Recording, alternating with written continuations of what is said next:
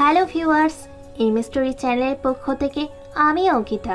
আমাদের ভিডিওগুলোর নোটিফিকেশন সবার আগে পেতে হলে নিচে থাকা সাবস্ক্রাইব বাটনটি ক্লিক করে পাশে থাকা বেল আইকনটি প্রেস করে রাখুন।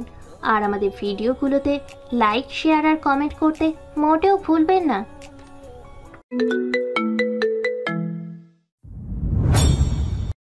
রাতের বেলা অফিস শেষ করে আমি বাড়ি ফিরছি, তবে আজকে একটু ওভারটাইম কাজ করলাম অফিসে। আমিও হাঁটছি, রাত দেখলাম 10টা বাজে। হঠাৎই 3টা ছেলে আমার সামনে এসে যায়, যাদের মুখে রুমাল বাঁধা ছিল। তারা আমার পথ আটকে রাখে। ভাই, পথ আটকালেন কেন? চুপচাপ মোবাইল, ব্যাগ ও মানিব্যাগ বের কর। ভাই, আমি এগুলো দিতে পারবো না। ভাই ছাড়েন তো আমাকে। সাথে সাথে সেখানে থাকা একটা ছেলে ছুরি বের করে আর আমার দিকে ধরে বলে, এই কথা না বলে যা বলছি তাই কর। চুপচাপ ব্যাগ, মোবাইল, ওয়ালেট বের করে দে। আমিও পালাতে যাব, তখন আমাকে সেখানে থেকে দুটো ছেলেই ধরে ফেলে আর দুজনে আমার দুহাত ধরে। কই যাচ্ছিস তুই? কথা বলছিস শুনিস, এবার মর। বলেই হাতে থাকা ছুরিটা আমার পেটে ঢুকিয়ে দিল। দুবার ছুরি দিয়ে আঘাত করে আমাকে রাস্তায় ফেলে দিয়ে আমার ব্যাগ, মানি ব্যাগ, আমার অফিস ব্যাগ নিয়ে চলে যায়, যে ব্যাগে আমার ল্যাপটপ ছিল। আমি রাস্তায় পড়ে আসি আর চোখ ঝাপসা হয়ে আসে। আমি ঝাপসা চোখে দেখতে লাগলাম তারা আমার ব্যাগ, মোবাইল ও মানি ব্যাগ নিয়ে হাসতে হাসতে চলে গেল, আর আমি রাস্তায় পড়ে আসি। হয়তো এটাই আমার শেষ দেখা, তাই কালেমা পড়লাম। আর আস্তে আস্তে চোখ বন্ধ হয়ে আসে আমার। হঠাৎই আমি লাফিয়ে উঠে পড়ি আর নিজের আশেপাশে দেখতে লাগি। দেখলাম আমি আমার রুমের খাটে শুয়ে আছি। তার মানে আমি স্বপ্ন দেখছিলাম। ভাই, কি ভয়ঙ্কর স্বপ্ন ছিল! আমি তো মনে করলাম আমি শেষ। আমি দেখলাম সকাল হয়ে গেছে, তা আমি উঠে গেলাম খাট থেকে। তবে একটা জিনিস আমি নোটিস করলাম, আমার শরীর থেকে এক অজানা সুগন্ধ বের হচ্ছে, যা আমার অনেক ভালো লাগার কাজ করতে লাগলো। কিন্তু প্রশ্ন হলো, আমার গায়ের থেকে এরকম সুবাস বের হচ্ছে কোথা থেকে? আমার কাছে তো এমন পারফিউম নেই। জিনিসটা অনেক অদ্ভুত লাগলো আমার কাছে। তবু সেই টপিকটা বাদ দিলাম আর চলে গেলাম ফ্রেশ হতে। ফ্রেশ হতে হতে নিজের পরিচয়টা দিয়েই বরাবরের মতোই আমি আপনাদের মোহাম্মদ ওবায়দুর রহমান অন্তর। অনার্স কমপ্লিট করে একটা প্রাইভেট কোম্পানিতে চাকরি নেই। আর পরিবারে আমি ছাড়া আর কেউ নেই, কারণ আমি এতিম। অনার্স 3য় বর্ষে থাকাকালীন আম্মু আব্বু একটা সড়ক দুর্ঘটনায় মারা যায়। বাকি কাহিনী গল্পেই জানতে পারবেন। ফ্রেশ হয়ে বাইরে আসলাম, এসে একটু আয়নার সামনে গেলাম। সেখানে গিয়ে আমি শর্ট খেতে লাগলাম। তার কারণ হচ্ছে আমার পরনের টি শার্টটা দেখে। শর্ট খাওয়ার কারণ হলো, প্রথমত আমি সাদা কালারের টি শার্ট পরা, তবে আমি তো সাদা কালারের টি শার্ট কিনিও না, পরিও না। আর দ্বিতীয়ত, আমার সেই টি শার্টে আমার বুকের বরাবর হাতের ছাপ দিয়ে নকশা করা। তবে নকশা বললে ভুল হবে, বলতে গেলে কারো হাতের ছাপ। আমি এইসব দেখে অনেক অবাক হয়ে গেলাম। আমি যখনই আমার রুমের আমার পড়ার টেবিলের দিকে তাকালাম, তখন এর থেকেও বড় শক খেয়ে গেলাম, কারণ সেখানে আমি সেই শার্টটা দেখলাম যেটা আমি স্বপ্নে পড়েছিলাম। আর আমাকে সিন থেকে একটা আঘাত করে ফেলে যায়। আমি টেবিলের কাছে গিয়ে সেই শার্টটা হাতে নিলাম, আর যা দেখলাম তা দেখে আমার এবার ভয় লেগে যায়, কারণ সেই শার্টটা রক্তে ভরা। আর আমার পেটে আঘাত করার কারণে সেই শার্টেরও পেটের দিক দিয়ে ছিঁড়ে যায়। তার মানে কাল আমি স্বপ্ন দেখি নাই, সেটা সত্যি ছিল। তো তাহলে আমি এভাবে দাঁড়িয়েছি কিভাবে? মানে আমি বেঁচে আছি কিভাবে? এবার আমার ভয় লেগে ওঠে, আর তখন আমার ফোন বেজে ওঠে। আমিও ফোনের কাছে গিয়ে ফোন নেই আর কল ধরি। হ্যালো, আসসালামু আলাইকুম। হ্যালো অন্তর, আমি তানভীর। কিরে, কই তুই? আমি কতক্ষণ নিচে দাঁড়িয়ে থাকবো? তানভীর ভাই, তো একটু বাসায় তো। আচ্ছা, আসতেছি। তারপর ফোন কেটে দিলাম, আর আমিও টি শার্ট নিয়ে উঠিয়ে আমার পেটের অংশ চেক করতে লাগলাম। কিন্তু অবাকের বিষয় হলো, আমার পেটে কোনো আঘাতের দাগ নেই। এবার জিনিসটা আমাকে ভয় লাগিয়ে দিল। আমার হাত পা কাঁপতে শুরু করে, আর তখনই দরজার বেল বেজে ওঠে। আমিও গিয়ে দরজা খুললাম। কিরে শালা, রেডি হস নাই কেন? অফিসে যাবি না? দোস্ত, তুই কি আমাকে দেখতেছিস? আজব তো, এটা কি ধরনের প্রশ্ন? না দেখলে কথা কিভাবে বলি? আর রেডি হস নাই কেন? হয়তো তানভীরকে জিজ্ঞেস করাটাই ভুল হয়েছে, কারণ আমি একটা মুভিতে দেখছিলাম বন্ধুরা তাকে দেখতে পায়। তার মানে আমাদের সাথেও একই কাহিনী হচ্ছে নাকি? এই শালা, কি ভাবিস তুই? তানভীরের কথা শুনে আমার ঘোর কাটলো, তবু আমার হাত পা কাঁপতেছে। যা তাড়াতাড়ি রেডি হয়ে আয়। আমিও চলে গেলাম রেডি হতে। রেডি হয়ে আমার মাথায় আরও একটা প্রশ্ন জেগে উঠলো। আমার ফোন তো কাল ছিনতাইকারীরা নিয়ে গেছিলো, তাহলে আমার কাছে আসলো কিভাবে? পরে দেখি বালিশের সাথে আমার ওয়ালেটও, আর আমার খাটের ডান পাশে আমার অফিস ব্যাগও। এইসব দেখে মনের মধ্যে এক অজানা ভয় ঢুকে গেল। আমি দৌড়ে রুম থেকে বেরিয়ে যাই, আর তানভীর চলে গেলাম অফিসে। অফিসে যেতেই আমাদের দুজনকে আমাদের কিছু কলিগ গুড মর্নিং উইশ করে তা থেকে নিশ্চিত হলাম আমি বেঁচে আছি। কিন্তু মনে এখনো প্রশ্ন থেকেই গেল, আমাকে তো ছুরি দিয়ে আঘাত করা হয়েছিল, তাহলে আমি বেঁচে আছি কিভাবে? আর যদি বেঁচেও থাকি, তাহলে আমার পেটে সেই ছুরির দাগগুলো কোথায়? আর সবচেয়ে বড় কথা, আমাকে রাস্তায় ছুরি দিয়ে আঘাত করে ফেলে রাখা হয়েছিল, তো আমি বাড়ি থেকে পড়ে গেলাম। সিরিয়াসলি আমার সাথে এটা ভূতুরে কাণ্ড ঘটে গেল। আজ বৃহস্পতিবার, তাই অফিসে হাফ ডে, তাই অফিসও দুপুরে শেষ হয়ে যায়। তাই আমি আর তানভীর বেরিয়ে যাই, আর তানভীর বাইক করেই বাড়ি যেতে লাগি। আমরা রাস্তায় যেতেই দেখলাম অনেক মানুষ ভিড় জমে আছে। আর অবাকের বিষয় হলো, আমি সেই রাস্তায় আছি যে রাস্তায় আমাকে ছিনতাইকারীরা ধরে আর আমাকে ছুরি দিয়ে আঘাত করে ফেলে যায়। কিন্তু ঠিক সেই জায়গায় আজ এখন অনেক মানুষের ভিড়, আর প্রায় অনেক মানুষ মিলে সেই জায়গায় ঘিরে রাখছে। তানভীর, সামনে কি হয়েছে রে, এত ভিড় কেন? জানি না, চল তো দেখি কি হয়েছে। তারপর তানভীর বাইক এক জায়গায় দাঁড় করিয়ে নেয়, আর আমরা নেমে সেই ভিড়ের দিকে যাই। ভাই, এখানে কি হয়েছে? এখানে 3জন খুন হয়েছে ও তাদের লাশ এই রাস্তায় ফেলে যাওয়া হয়। পুলিশকে খবর দেওয়া হয়, এখন তারা এসে তদন্ত করতেছে। কথাটা শুনে খটকা খেয়ে গেলাম। আসলে শহরে খুন ছিনতাই এসব বেড়ে গেছে, কিন্তু এখন মনে ভয় ঢুকে গেল। কারণ কাল একবার আমাকেও খুন করতে চাইছিল, কিন্তু ভাগ্যক্রমে বেঁচে গেলাম। কিন্তু কীভাবে বাঁচলাম তাই জানি না। আর সেটা আমাকে অবাক করলো। আমিও তানভীরকে নিয়ে চলে যাই বাড়ির দিকে। তারপর তানভীর আমাকে বাড়িতে নামিয়ে চলে গেল। আমিও বাসা ঢুকলাম, তারপর রুমে গিয়ে ফ্রেশ হয়ে নিলাম। তবে বারবার আজকের ঘটনাটা আমাকে বারবার ভাবাতে লাগছে আর ভয় লাগাচ্ছে। সন্ধ্যাবেলা আমিও রুম থেকে বেরিয়ে চলে গেলাম কিচেনে। সেখানে গিয়ে নিজের জন্য চা বানিয়ে, চা ও হালকা পাতলা নাস্তা নিয়ে চলে গেলাম হল রুমে। সেখানে গিয়ে টিভি অন করে দেখতে লাগলাম আর নাস্তা করতে লাগলাম। নাস্তা শেষ আমিও রুমে গিয়ে অফিসের ফাইল নিয়েই ব্যস্ত। রাতের বেলা আমিও খাবার খেয়ে নিলাম আর চলে গেলাম রুমে। সেখানে গিয়ে মনে পড়লো কাল শুক্রবার, সকাল অফিস বন্ধ। তা আমিও ফোন নিয়ে ব্যস্ত হয়ে পড়ি। প্রায় 12টা পর্যন্ত মোবাইল নিয়েই ব্যস্ত হয়ে থাকি। তারপর ফোন অফ করে চার্জে দিই আর আমিও খাটে শুয়ে পড়ি। যখন লাইট অফ করলাম, মনে হলো কেউ আমার রুমে আছে। আমি কাউকে আমার রুমে অনুভব করছি। সাথে সাথে লাইট জ্বালিয়ে দিলাম, কিন্তু কেউ তো নেই।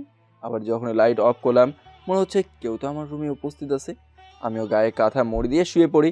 তবে মনে এক অজানা ভয় কাজ করতে লাগলো। প্রায় 5 মিনিট পর হঠাৎ মনে হলো কেউ আমার কাঁথা টানলো। আমিও কাঁথা আরও মুড়ে নিয়ে শুয়ে পড়ি আর ঘুমিয়ে পড়ি। প্রায় রাত 2টা আমার ঘুম ভেঙে যায়। আমি একটু নড়তে নেই, আর তখনই মনে হলো কেউ আমাকে বাম পাশ থেকে জড়িয়ে ধরে আছে। আমিও কাঁথা গায়ের থেকে সরাই আর পাশে তাকাই। এরপর যা দেখলাম তাদেরকে ভয় না পেয়ে পারলাম না, কারণ আমার বাম পাশ থেকে একটা মেয়ে আমাকে জড়িয়ে ধরে আছে, যে কিনা সাদা জামা পরে আছে। দেখার সাথে সাথে আমিও লাফিয়ে উঠে পড়ি আর সেই মেয়েটার থেকে দূরে সরে যাই। তবে আমার পুরো শরীর কাঁপতে লাগলো। প্রথমত, রাতের বেলা আমার পাশে একটা মেয়ে শুয়ে পড়ে আর সে আমাকে জড়িয়ে ধরেছিল, অথচ আমি তাকে চিনি না, জানি না। আর বড় প্রশ্ন হলো, কি এই মেয়ে? আমার শরীর প্রচুর কাঁপতে লাগলো, কারণ হঠাৎ করে কেউ একজনকে দেখে ভয় না পেয়ে পার পাবো না। দ্বিতীয়ত, সে একটা অচেনা মেয়ে।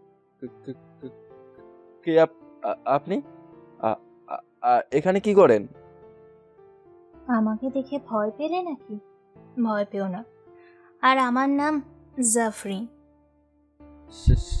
সেটা তো ঠিক আছে, কিন্তু আমার বাড়িতে কি করে আপনি?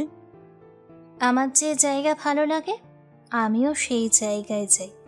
যেমন তোমার বাড়ি ভালো লাগলো, তাই আমি তোমার বাড়িতে চলে আসি। কি, আপনি কি চোর নেই নাকি? দাঁড়ান, আমি পুলিশকে ফোন দিচ্ছি বলে আমি যখন ওর সামনে আগাতে যাব, তখন সে হুট করে আমার সামনে এসে দাঁড়ায়। আমি প্রায় অবাক হয়ে গেলাম। সে মাত্র আমার খাটে ছিল, আর এখন হুট করে আমার সামনে এসে দাঁড়ালো। আমি এবার ভয় পেয়ে গেলাম, কারণ একটা ভুতুরে কাণ্ড ঘটে গেল আমার সাথে। আস্তে আস্তে করে পিছিয়ে উল্টা হাঁটতে লাগলাম। কি হলো? আরে ভয় পেও না, আমি বললাম তো তোমার কোনো ক্ষতি করব না। আপনি আরে আরে, এত ভয়ের কি আছে? রফ, উল্টা হাঁটো কেন তুমি? এবার মনে হচ্ছে আমি হয়তো স্বপ্ন দেখছি, তাই নিজেকে নিজেই থাপ্পড় দিতে লাগলাম জাগানোর জন্য। আরে, নিজেকে থাপ্পড় দিচ্ছ কেন তুমি? দেখুন আপু, আমাকে ছেড়ে দেন। আমার না কেউ নেই, আমি বাঁচতে চাই আপু, আমাকে ছেড়ে দেন। প্রথমত আমি পড়ি, তুমি যেভাবে আমাকে কথা বলতেছো মনে হচ্ছে তোমাকে আমি মারতে আসলাম। আর দ্বিতীয়ত, আমাকে আপু ডাকছো কেন? এটা আমার জন্মগত অভ্যাস, আমাকে ছেড়ে দেন। প্রয়োজনে বাড়ি আপনি নিয়ে নেন। আমাকে বললাম ভয় পেতে না, কিন্তু তুমি কথা শুনছো না। যা, আমার রাগ উঠিয়ে দিল। দাঁড়া, এক্ষুনি ভয় দূর করতেছি। বলে আবার আমার সামনে হুট করে চলে আসলো আর সোজা গালে একটা কষে থাপ্পড় দেয়, যা খেয়ে আমিও বেহুশ। যখন চোখ খুলাম তখন নিজেকে আবার খাটে আবিষ্কার করলাম আমি খাটে শুয়ে আছি। তার মানে কাল আমি স্বপ্ন দেখছিলাম। আল্লাহ, শেষমেশ একটা পরিও আমার স্বপ্নে আসলো, তো আবার আমাকে কষে থাপ্পড় দিল। কেন যে আল্লাহ আমাকে এভাবে ভয় লাগায়? আমি তো কারো ক্ষতি করে নাই। হঠাৎ কেউ একজন আমার পাথায় হাত বুলিয়ে দিতে লাগলো। আমিও সাথে সাথে লাফিয়ে উঠি আর দেখি কাল রাতে সাদা জামা পরে সেই মেয়েটা, মানে সেই পরিটা, যারা আমাকে কষে একটা থাপ্পড় মেরে বেহুশ করে দিয়েছিল। আমিও খাট থেকে উঠে দৌড় দিই আর রুম থেকে বেরিয়ে যখন সামনে যেতে নেব, হুট করে আমার সামনে এসে পড়ে। এই, তোমার সমস্যা কি? আমাকে দেখে এভাবে ভয় পাচ্ছ কেন তুমি? আ- আ- আ- ধুর, ভয়ের মধ্যে আমার মুখ দিয়ে কথাই বেরোচ্ছে না। সাথে সাথে সে আমাকে জাপটে ধরে। তুমি কেন আমাকে এত ভয় পাও? আমি তো পড়ি। আমি তো তোমার কোনো ক্ষতি করলাম না, বরং তোমাকে বাঁচালাম। আর তার প্রতিদান এই দিচ্ছ তুমি? আমাকে বাঁচালেন মানে? জাফরিন আমাকে ছেড়ে দেয়। সেই দিন রাতে তোমাকে রাস্তায় আহত অবস্থায় পড়ে থাকতে দেখি। পরে আমি তোমাকে দেখে তোমার কাছে গিয়ে আমার শক্তি দিয়ে তোমার ক্ষতস্থান ঠিক করি। তবে তুমি বেহুশ ছিলে, তাই আমিও তোমাকে তোমার বাড়িতে এনে তোমাকে খাটে শুয়ে দিই আর তোমার রক্ত মাখা শার্টটা পরিবর্তন করে দিই। আর আমার শক্তি দিয়ে একটা গেঞ্জি তৈরি করে তোমাকে পরিয়ে দিই। আমি যদি তোমার ক্ষতি করার চিন্তা করতাম, তাহলে সেই রাতে তোমার ক্ষতি করতে পারতাম, কিন্তু আমি তো কোনো কারণ ছাড়া কারোর ক্ষতি করতে পারবো না। আমি মেয়েটার কথা শুনে থ হয়ে গেলাম। তার মানে ওই আমাকে বাঁচায় সেদিন রাতে? আমি এবার কি বলবো বুঝতে পারতেছি না। আমি এতক্ষণ যাকে ভয় পেয়ে পালাচ্ছিলাম, আর সেই কিনা আমার বেঁচে থাকার কারণ। আপনি, মানে আপনি তো বললেন আপনি আমার বাড়ি ভালো লাগার কারণে এখানে থাকেন, তো কাল আসছেন আপনি, তাহলে কিভাবে কি করলেন? হ্যাঁ, ঠিক বলছো। তোমার বাড়িটা আমার ভালো লাগছিল, তাই আমি এখানে থাকি। তবে মনে করে দেখো, আমি কাল বলিনি, বরং আমি 7 দিন আগো থেকেই থাকি এই বাড়িতে। 7 দিন আগের থেকে মানে? হ্যাঁ, আমি তোমার বাড়িতে থাকি 7 দিন হলো। এতদিন থেকেও তোমাকে বুঝতে দিইনি তুমি ছাড়াও এই বাড়িতে আরও একজন থাকে। তবে ওই রাতে তুমি বাড়ি সময় মতো আসনি বলে আমিও সেই রাতে বাড়ি থেকে বেরিয়ে তোমাকে খুঁজতে লাগি। আর তোমাকে রাস্তায় পড়ে থাকতে দেখে আমিও তোমার কাছে যাই। এর পরের প্রায় কাহিনীটা তুমি জানো। আমি তোমাকে খাটে রেখে চলে গেলাম সেই ছিনতাইকারীগুলোকে খুঁজতে, যারা তোমাকে রক্তাক্ত করে রাস্তায় ফেলে তোমার জিনিস নিয়ে যায়। আমিও তাদের খুঁজে বের করে তোমার জিনিসপত্র নিয়ে নিই আর ওদের শেষ করে দিই। জাফরিনের মুখে কথাগুলো শুনে আমি অবাক হয়ে গেলাম। তবে সে কি বলল? ছিনতাইকারীদের শেষ করে দেয় মানে কি? ছিনতাইকারীদের শেষ করে দেন মানে? মানে তাদের মেরে ফেলি, শেষ করে দিলাম তাদের আমি। কি? আপনি খুন করছেন? কেন তাদের শেষ করলেন আপনি? কারণ তারা শুধু একজন মানুষকেই আঘাত করেনি, তারা আমার ভালোবাসায় আঘাত করলো, তাই তাদের মরতে হলো। ভালোবাসা মানে? কি বলতেছেন আপনি? ওরা কি আপনার ভালোবাসা আঘাত করলো নাকি? আর আপনার ভালোবাসাও কি আপনার সাথে আসছে? হ্যাঁ, ওরা আমার ভালোবাসায় আঘাত করে। আর আমার ভালোবাসা আসেনি, আমি নিজে একজনকে আমার ভালোবাসা বানালাম। ও, তাহলে তো ভালোই। তবে সেও কি আপনাদের মতো? না, সে একজন মানুষ, তবে তাকে আমি খুব ভালোবাসি। আর তাকে আমি হারাতে চাই না, যে করেই হোক তাকে পেতে চাই আমি। ও, এত ভালোবাসেন তাকে? যাক, সমস্যা নেই, আপনি আমাকে বাঁচালেন, তাই আমি আপনাকে এই ব্যাপারে সাহায্য করব। কিন্তু একটা কথা রাখবেন। বলো, কি কথা তোমার? আসলে আপনি হুট করে সামনে চলে আসবেন না, যে তা দেখে ভয় পাই। আপনি চাইলে আমার বাড়িতে থাকতে পারেন, কিন্তু হুট করে আসাটা যদি একটু বন্ধ করতেন আর কি। ঠিক আছে, তবে আমাকে একটা প্রমিস করতে হবে। কি প্রমিস করতে হবে আবার? আমি যাকে ভালোবাসি তাকে যে করেই হোক আমার করে দিতে হবে। হুম, আচ্ছা চেষ্টা করব, তবে আপনার থাপ্পড়টা আমার খুব ব্যথা দিছে। দাঁড়াও, এক্ষুনি ব্যথা দূর করে দিচ্ছি। বলেই জাফরিন আমার কাছে এসে আমার গালে আর তার ঠোঁট দিয়ে একটা চুমু দেয়, যা আমাকে অবাক করে দিল। তবে তার চুমুতে আমার গালের ব্যথাটা যে ছিল সব চলে যায়। এটা আপনি কি করলেন? কেন, ভালো লাগেনি? না মানে এটা করাটা কি ঠিক হয়েছে? হুম, না করলে তোমার গালে ব্যথাটা যেত না। আর ক্ষমা করে দিও আমাকে কালকে থাপ্পড়টার জন্য।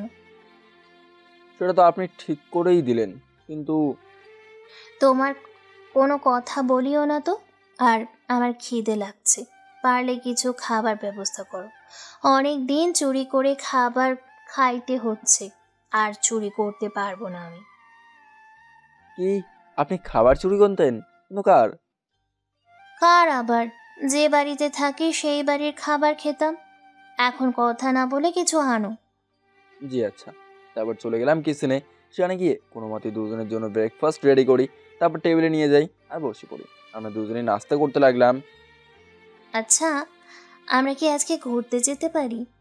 আসলে এই বাড়িটায় থাকতে থাকতে অনেক বিরক্ত লাগতেছে। আচ্ছা ঠিক আছে, নিয়ে যাব। তবে আমি দুপুরে নামাজে যাব। তারপর নামাজ থেকে এসে আমরা দুপুরে খেয়ে রেস্ট নেব। এরপর বিকেলে ঘুরতে যাব। ঠিক আছে।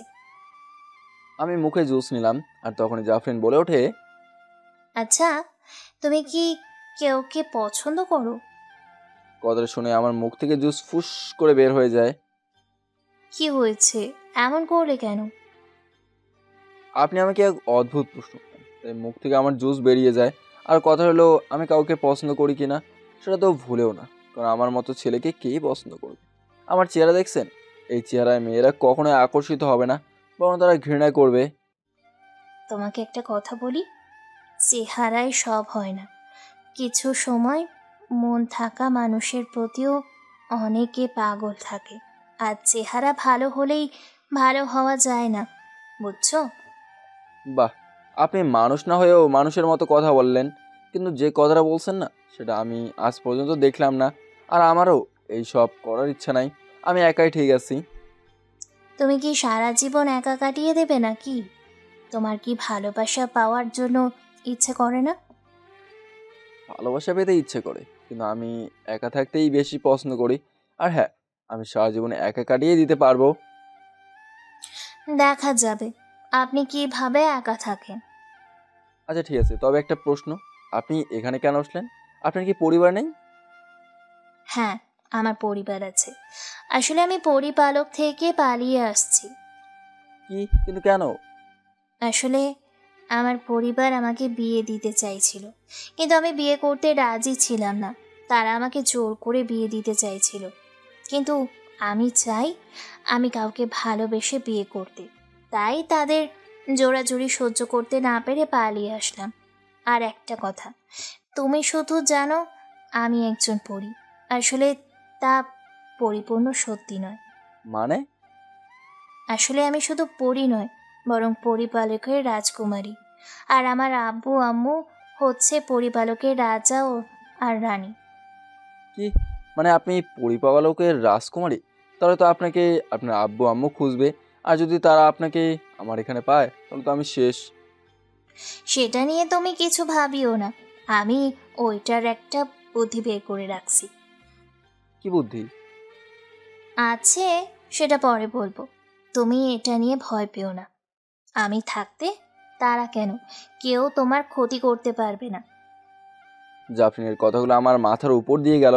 তবে একটা জিনিস তো শিওর, আমার লাইফ বিনা কারণে এখন রিস্কে আছে। জানি না, যদি জাফরিনের আব্বু আম্মু জানতে পারে তার মেয়ে আমার বাসায় থাকে, তাহলে আমিই শেষ। কারণ জাফরিন হচ্ছে পরিপালকের রাজকুমারী।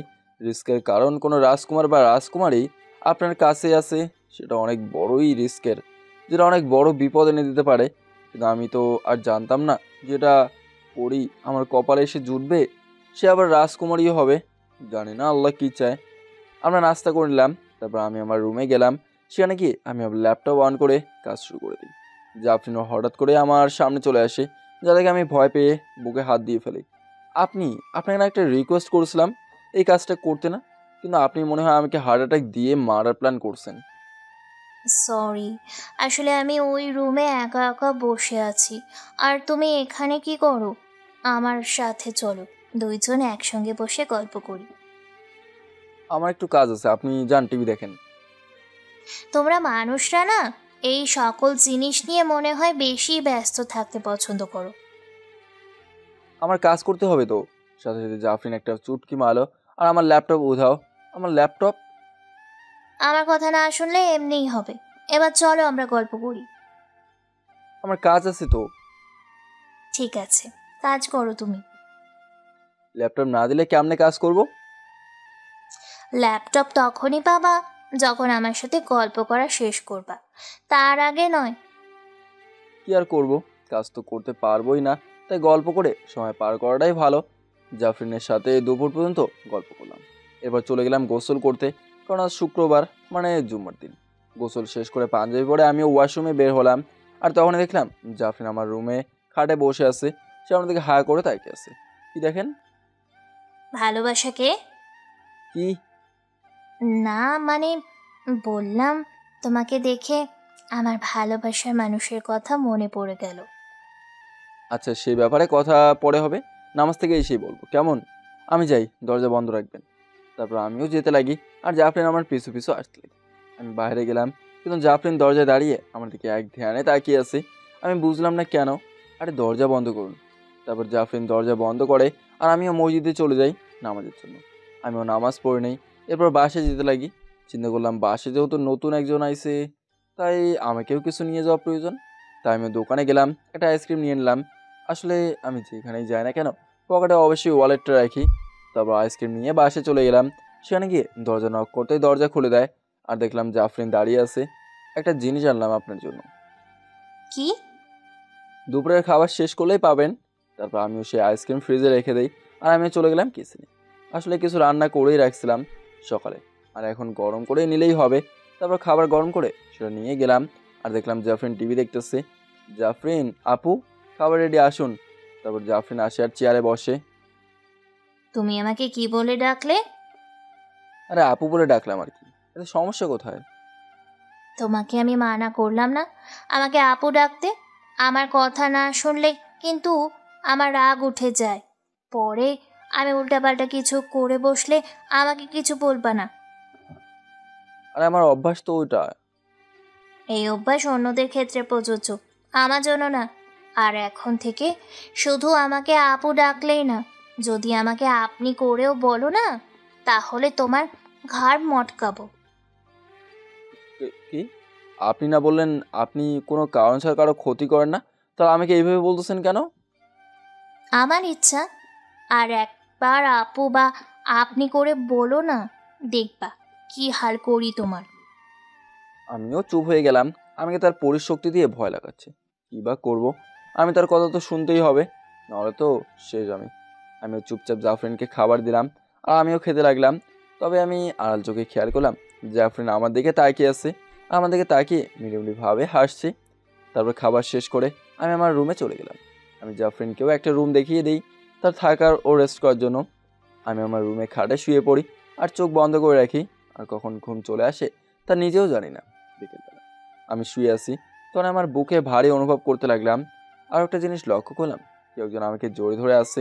আমি চোখ খুললাম আর দেখলাম জাফরিন আমার রুমে আমার খাটে আমার বুকের ওপর মাথা রেখে ঘুমিয়ে আছে। যা দেখে অবাক হয়ে গেলাম। আমি যখনই তাকে ডাকতে নেব তখনই খেয়াল করলাম তার মায়াবী চেহারাটা। আসলে বলতে গেলে জাফরিনের চেহারাটা এতটাই সুন্দর ও মায়াবী যা যে কোনো ছেলে কিংবা পুরুষকেই তার মায়ায় ফেলে দিবে। আর সে ঘুমাচ্ছে, তাই আমি তাকে ডিস্টার্ব করতে পারবো না। কারণ আমি বলছিল কোনোদিনও যদি কাউকে ঘুমন্ত অবস্থায় দেখি তবে তাকে ভুলেও ডিস্টার্ব করতে না। তা আমিও তাকে ডিস্টার্ব না করে আস্তে করে ছাড়িয়ে নিতে লাগলাম। আমি ছাড়াতে গেলাম আর সে ওর শক্ত করে জড়িয়ে ধরে আছে। জাফরিন বলছিল আজকে নাকি বাইরে ঘুরতে যাবে, কিন্তু তার ঘুমের জন্য আমি ডাকতে পারতেছি না। সন্ধ্যাবেলা জাফরিন এখনও আমার বুকের উপর মাথা রেখে ঘুমিয়ে আছে আর আমিও বিকাল ধরে শুয়ে আছি। জাফরিনের জন্য আমি কতবার ট্রাই করলাম জাফরিন থেকে নিজেকে সরাতে, কিন্তু যখনই নিজেকে সরাতে যাই তখনই জাফরিন আরও শক্ত করে ধরে রাখে। নিজের থেকেও কেমন যেন আনইজি লাগতেছে। হঠাৎই জাফরিন নড়ে ওঠে আর ঘুম ভাঙে। সাথে সাথে আমিও চোখ বন্ধ করে ফেলি। জাফরিন আস্তে করে তার ঠোঁট দিয়ে আমার কপালে চুমু দেয় আর আমিও লাফিয়ে উঠি। এটা আপনি কি করলেন? কই, কিছু তো করি নাই। মিথ্যা বলবেন না। আপনি আমাকে কথাটা শেষ করে আগে জাফরিনের ঠোঁটগুলো দিয়ে আমার ঠোঁটগুলো দখল করে নিল, আর আমিও কিছুই করতে পারতেছি না। আমার শরীর, আমি নিয়ন্ত্রণের শক্তি পাচ্ছি না। মনে হচ্ছে শরীর আমার হলেও অন্য কেউ তার নিয়ন্ত্রণ করছে। কিছুক্ষণ পরেই আমাকে ছেড়ে দেওয়া হয়, আর সাথে সাথে আমি আবার আমার শরীরের নিয়ন্ত্রণ শক্তি ফিরে পেলাম। এটা আপনি কি করলেন? বেশি কিছু করি নাই, শুধু তোমাকে এখন নিজের করে নিলাম। আর আজ থেকে তুমি আমার হয়ে গেলে। কি যাতা বলতেছেন আপনি? আপনি তো আমাকে বললেন আপনি নাকি অন্য কাউকে পছন্দ করেন। এখন যে এই কাজটা করলেন, আপনার ভালোবাসার মানুষটাকে কি জবাব দেবেন? তাকে কোনো জবাব দিতে হবে না, বরং আমি তাকেই আমার করে নিলাম। কি উল্টাপাল্টা বলতেছেন আপনি? যা শুনছো সবই ঠিকই বললাম। আমার ভালোবাসা আর কেউ না, তুমি নিজেই। যা আপনার কথা শুনে হয়ে গেলাম আমি। কি আবল তাবল বলতেছে সে? আসলে কি মেয়েদের চয়েস এতই খারাপ হয়ে গেল নাকি? আমরা তো কুষ্টির একটা ছেলেকে সে ভালোবাসে বলতেছে, নাকি মাথা গেছে তার? দেখুন, আমার মনে হয় আপনি অনেক বড় ভুল করতেছেন। কোনো কথা আমি শুনতে চাই না। এখন বলো, তুমি নিজে থেকে আমার হবে নাকি আমাকে কিছু করতে হবে? আমার মধ্যে কিছুই নেই, তাহলে কেন আপনি আমাকে ভালোবাসবেন? তোমার মধ্যে কিছুই নেই সেটা কে বললো? আর কথায় কথায় নিজেকে ছোট করে দেখো কেন তুমি? কারণ আমি ছোট বলেই নিজেকে ছোট করেই দেখি। কিন্তু আপনি বলুন, কি দেখে আপনি আমার প্রতি আকর্ষিত হলেন? তোমার মন মানসিকতা দেখে, যেটাকে কেউই তোমার প্রতি আকর্ষিত করবে। আমার মন মানসিকতা দেখে মানে? তোমার আচার আচরণ, সকলের সাথে ভালো ব্যবহার, বড়দের সম্মান করা, ছোটদের স্নেহ করা, আর সবচেয়ে বেশি যেটা ভালো লাগলো সেটা তোমার পবিত্র মন, যেখানে আমি কোনো কারণ কিছু পাইনি। কেমনে বুঝলেন আমার মন পবিত্র কিনা? পরীদের কাছে এমন একটি শক্তি থাকে যা কেউকে ছুঁয়ে তার মনের সকল কথা জেনে নেওয়া যায়। আমি তোমার মনে আমার জন্য ভয় দেখলাম, যেটা আমি ভালোবাসা দিয়ে দূর করতে চাই। তবে আরও একটা জিনিস তোমার মনের মধ্যে আছে, আর সেটা নিয়ে অনেক সময় তুমি কান্নাও করো।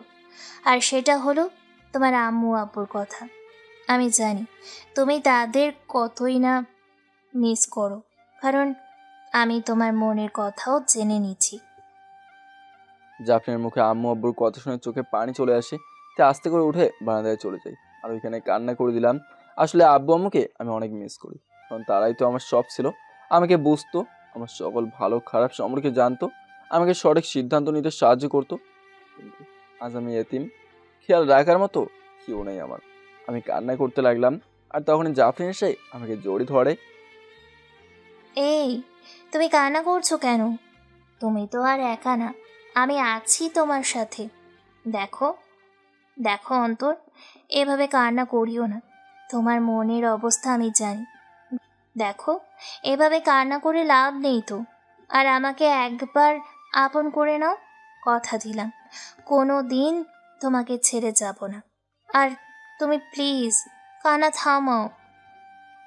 কিন্তু আমি কান্না করেই যাচ্ছি, আর কান্না করতে করতে বারান্দায় বসে গেলাম। কি করব আমি? জাফরিনের মুখে আম্মু আব্বুর কথা শুনে আম্মু আব্বুর কথা মনে পড়ে গেল আমার। আর তাদের আমার কতটাই না প্রয়োজন, কিন্তু তারা আজ আমার পাশে নেই। জাফরিন আমার কাছে বসে আমাকে শক্ত করে জড়িয়ে ধরে। এই, তুমি প্লিজ কান্না থামাও। দেখো, এভাবে কান্না করিও না। আর কেউ, তুমি মনে মনে বারবার নিজেকে অসহায় একা মনে করতেছ। আমি আছি তো। দেখো, কান্না বন্ধ করো তুমি। আমিও জাফরিনকে জড়িয়ে ধরি, আর কান্না করেই যাচ্ছি। আমি কি এমন দোষ করলাম যার জন্য আম্মু আব্বু আমাকে এতিম বানিয়ে চলে গেল? তারা কি জানে না তাদের ছাড়া আমি অসহায়? আমি তো কোনোদিনও কারোর সাথে খারাপ ব্যবহার করি নাই, কারো খারাপ চাই নাই। তাহলে আল্লাহ কেন আমাকে এতিম বানিয়ে দিল? আমার তো আম্মু আব্বুকে প্রয়োজন। যখন আমার বন্ধুরা তাদের আম্মু আব্বুর সাথে কথা বলে, তখন আমার অনেক কষ্ট হয়। আসলে আম্মু আব্বুই আমাকে বুঝতো, আমার সকল কিছুই জানতো। বিশেষ করে আম্মু আমার বেশি খেয়াল রাখতো। আম্মু কোনোদিনও তার ছেলের কষ্ট বা সামনে আঘাত দেখতে পারতো না। আর আব্বু আমাকে সব সময় মজা করে বকা দিত, যেটা আমার বিরক্ত লাগতো। সে আব্বুকেই আমি মিস করতেছি। আমার জীবনে কি অসহায়ের মতো বেঁচে থাকাই লেখা রাখলো নাকি আল্লাহ? আমার কি আম্মু আব্বুর প্রয়োজন নেই? তাহলে কেন আল্লাহ আমার থেকে তাদের দূরে করে নিল? কান্না করতে করতেই বললাম। সাথে জাফরিনও কান্না করে দিল। জাফরিন আমাকে শক্ত করে জোরে ধরে আসে। সে আমাকে সান্ত্বনা দিতে থাকে। এই, এভাবে কান্না করে নাকি? আর কে বলছে তুমি অসহায়? কেউ নেই তোমার? আমি কি তোমার কেউ না? দেখো, এভাবে কান্না না করে ওঠো আর চলো ফ্রেশ হয়ে নাও। আমি দেখি তোমার জন্য কিছু নাস্তা করতে পারি নাকি। আপনি কান্না করতেছেন কেন? আমার কলিজা কান্না করতেছে, সেটা দেখে কেমনে নিজেকে শান্ত রাখতাম, তাই আমি কান্না করে দিলাম। আর ওঠো, যাও ফ্রেশ হয়ে নাও। আর আজ থেকে আমাকে আপনি করে বলবা তো খবর আছে।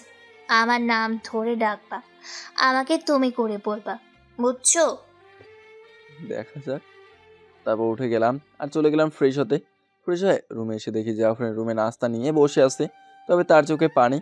আপনি কান্না করতেছেন কেন? যান ফ্রেশ হয়ে আসুন। তারপর জাফরিন আমার রুমে ওয়াশরুমে ছিল, সেটাই চলে যায় আর ফ্রেশ হয়ে আসে। তারপর দুজনে নাস্তা করতে লাগলাম। এই দেখি, হাঁ করো তো। মানে? যা বলছি তাই শোনো, আমাকে রাগাও না। সাথে সাথে জাফরিন আমাকে নাস্তা খাইয়ে দিতে লাগলো। আমি নাস্তা খেতে লাগি। কেমন মানুষ তুমি? আমি আবার কি করলাম? আমি তোমাকে নাস্তা খাইয়ে দিলাম আর তুমি নিজেও খাচ্ছ। আমাকে খাওয়াই দিলে কি হয়? আমি বুঝতে পারলাম আমার ভুলটা, তাই আমিও জাফরিনকে নাস্তা খাইয়ে দিতে লাগলাম। মানে দুজন দুজনকে নাস্তা খাইয়ে দিতে লাগলাম। নাস্তা শেষ। আচ্ছা, আপনি এক জামা পরেই থাকেন? কি? না মানে আপনাকে এই জামায় দেখলাম তো তাই বললাম আর কি। নাহলে চলেন আপনার জন্য কিছু কিনে নেই। তারপর জাফরিনকে নিয়ে চলে গেলাম তার জন্য কিছু কেনাকাটা করার জন্য।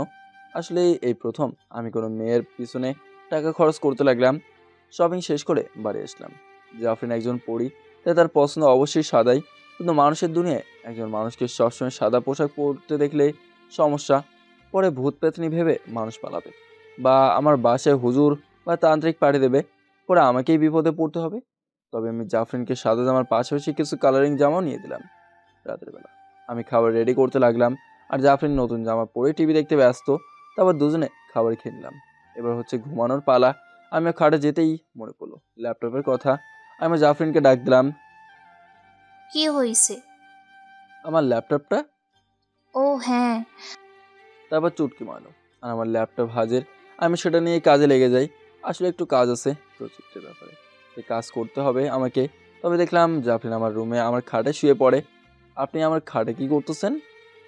আমি তোমার সাথে ঘুমাবো, আমার একা একা ভালো লাগে না। কিন্তু এটা তো ঠিক না, আমরা অবিবাহিত হয়ে এক খাটে ঘুমাবো, সেটা ঠিক না। ঠিক আছে, আমরা কাল বিয়ে করে নিব, তবে আজকে একত্রে ঘুমাবো। আর কোনো কথা বলিও না তো। কিন্তু এটা তো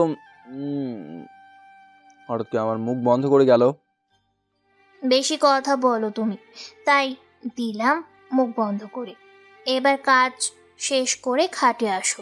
আর যদি আমার কথা না শোনো, এরপরে যা করব না, তুমি কিন্তু আমাকে আর আটকাতে পারবে না। আমি আবুল হয়ে গেলাম, কারণ জাফরিন আমার মুখ বন্ধ করে দিল। কিন্তু মনে মনে ঠিকই কথা বলতে পারতেছি, তাই আর কিছু করার নাই। পরে যদি আমাকেই বন্ধ করে দেয়, তা আমিও কাজ শেষ করে ল্যাপটপ বন্ধ করে চুপচাপ একপাশে শুয়ে পড়ি। তবে মনে হয় কাজ করতেছে। হঠাৎই জাফরিন আমার দিকে ঘুরে আর আমাকে জোরে ধরে, আমার বুকের উপর মাথা রাখে আর চোখ বন্ধ করে থাকে। আমি কিছু করতে পারবো না। যদি কিছু করতে যাই পরে আমাকেই পস্তাতে হবে। আমি কোনো মতে নিজেকে সামনে রেখে ঘুমিয়ে পড়ি। সকালবেলা আমার ঘুম ভাঙে, তবে আমার কাছে জাফরিন নেই। তার মানে সে চলে গেছে। যাক, ভালোই হলো। আমি উঠে ফ্রেশ হয়ে নিলাম। তারপর ওয়াশরুম থেকে বেরিয়ে হয়ে গেলাম, কারণ জাফরিন আমার রুমে উপস্থিত। তবে সে নাস্তা নিয়ে আমার রুমে আসে আর সে আমার মোবাইল নিয়ে খাটে বসে বসে কি যেন করতে লাগে। আপনি আমার ফোনে কি করতেছেন? কিছু না, এমনিই দেখতেছিলাম। আচ্ছা আসো, নাস্তা করব আমরা। জি, আপনি বসেন, আমি একটু অফিসের জন্য রেডি হয়ে নেই। ভুলে গেছো আজকে আমাদের কি করার কথা? কি? আজকে আমাদের বিয়ে করার কথা। আজকেই কি করতে হবে? হুম। দেখুন, আমি এখন বিয়ে করতে পারবো না। যদি আপনার আম্মু আব্বু এসে পড়ে, তাহলে তো তারা আমাকে শেষ করে দেবে। তোমাকে সেফ রাখার জন্যই এমন করতেছি। আর কথা বলিও না, যেটা বলছি শোনো। জাফরিনের রাগ দেখে আমি ভয় পেয়ে গেলাম, কারণ এখন আমি যদি কিছু বলি তাহলে জাফরিন আমাকে কি করবে আল্লাহই জানে। আমি সোজা গিয়ে নাস্তা করতে লাগি, তবে জাফরিন আমাকে খাইয়ে দিচ্ছে। আমি জাফরিনকে খাইয়ে দিতে লাগি, হঠাৎ আমার ফোন বেজে ওঠে। আমি দেখি তানভীর কল দিচ্ছে। হ্যালো। কি রে শালা, অফিসে যাবি না? না, আজকে একটু কাজ আছে, আমি স্যারকে ফোন করে দেবো। আসলে একটু প্রবলেমে পড়ছি আমি। কি সমস্যা? তুই একটু আয় তো। আচ্ছা, দরজা খোল।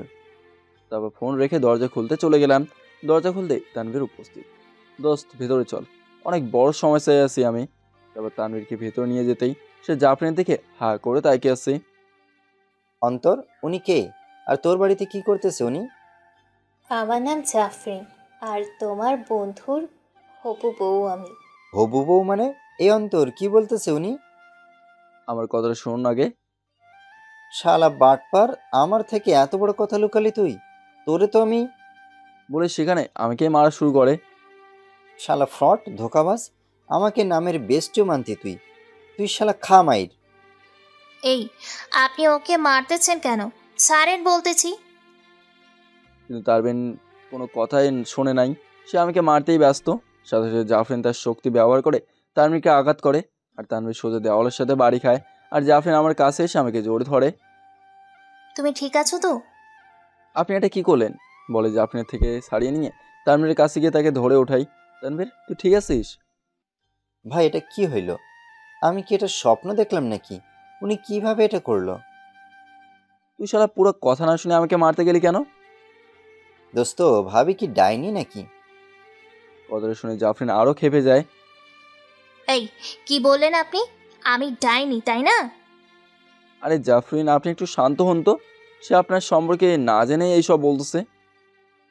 এই, তুমি আমাকে আপনি আপনি করে বলতেছো কেন? আরে ধুর, সবাই প্লিজ রিল্যাক্স হন। আসলে একসাথে দুজনকে সামলাতে হচ্ছে, তো পাগল হয়ে গেলাম আমি।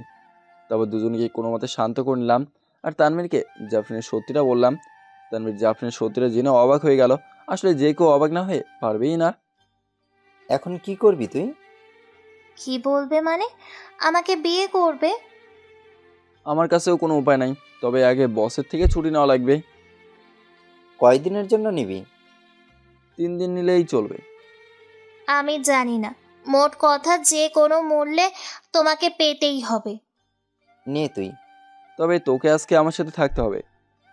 সমস্যা নাই, আসি তোর পাশে। তারপর অফিসের বসকে কল দিলাম। হ্যালো স্যার, আসসালামু আলাইকুম, কেমন আছেন স্যার? এই তো ভালো।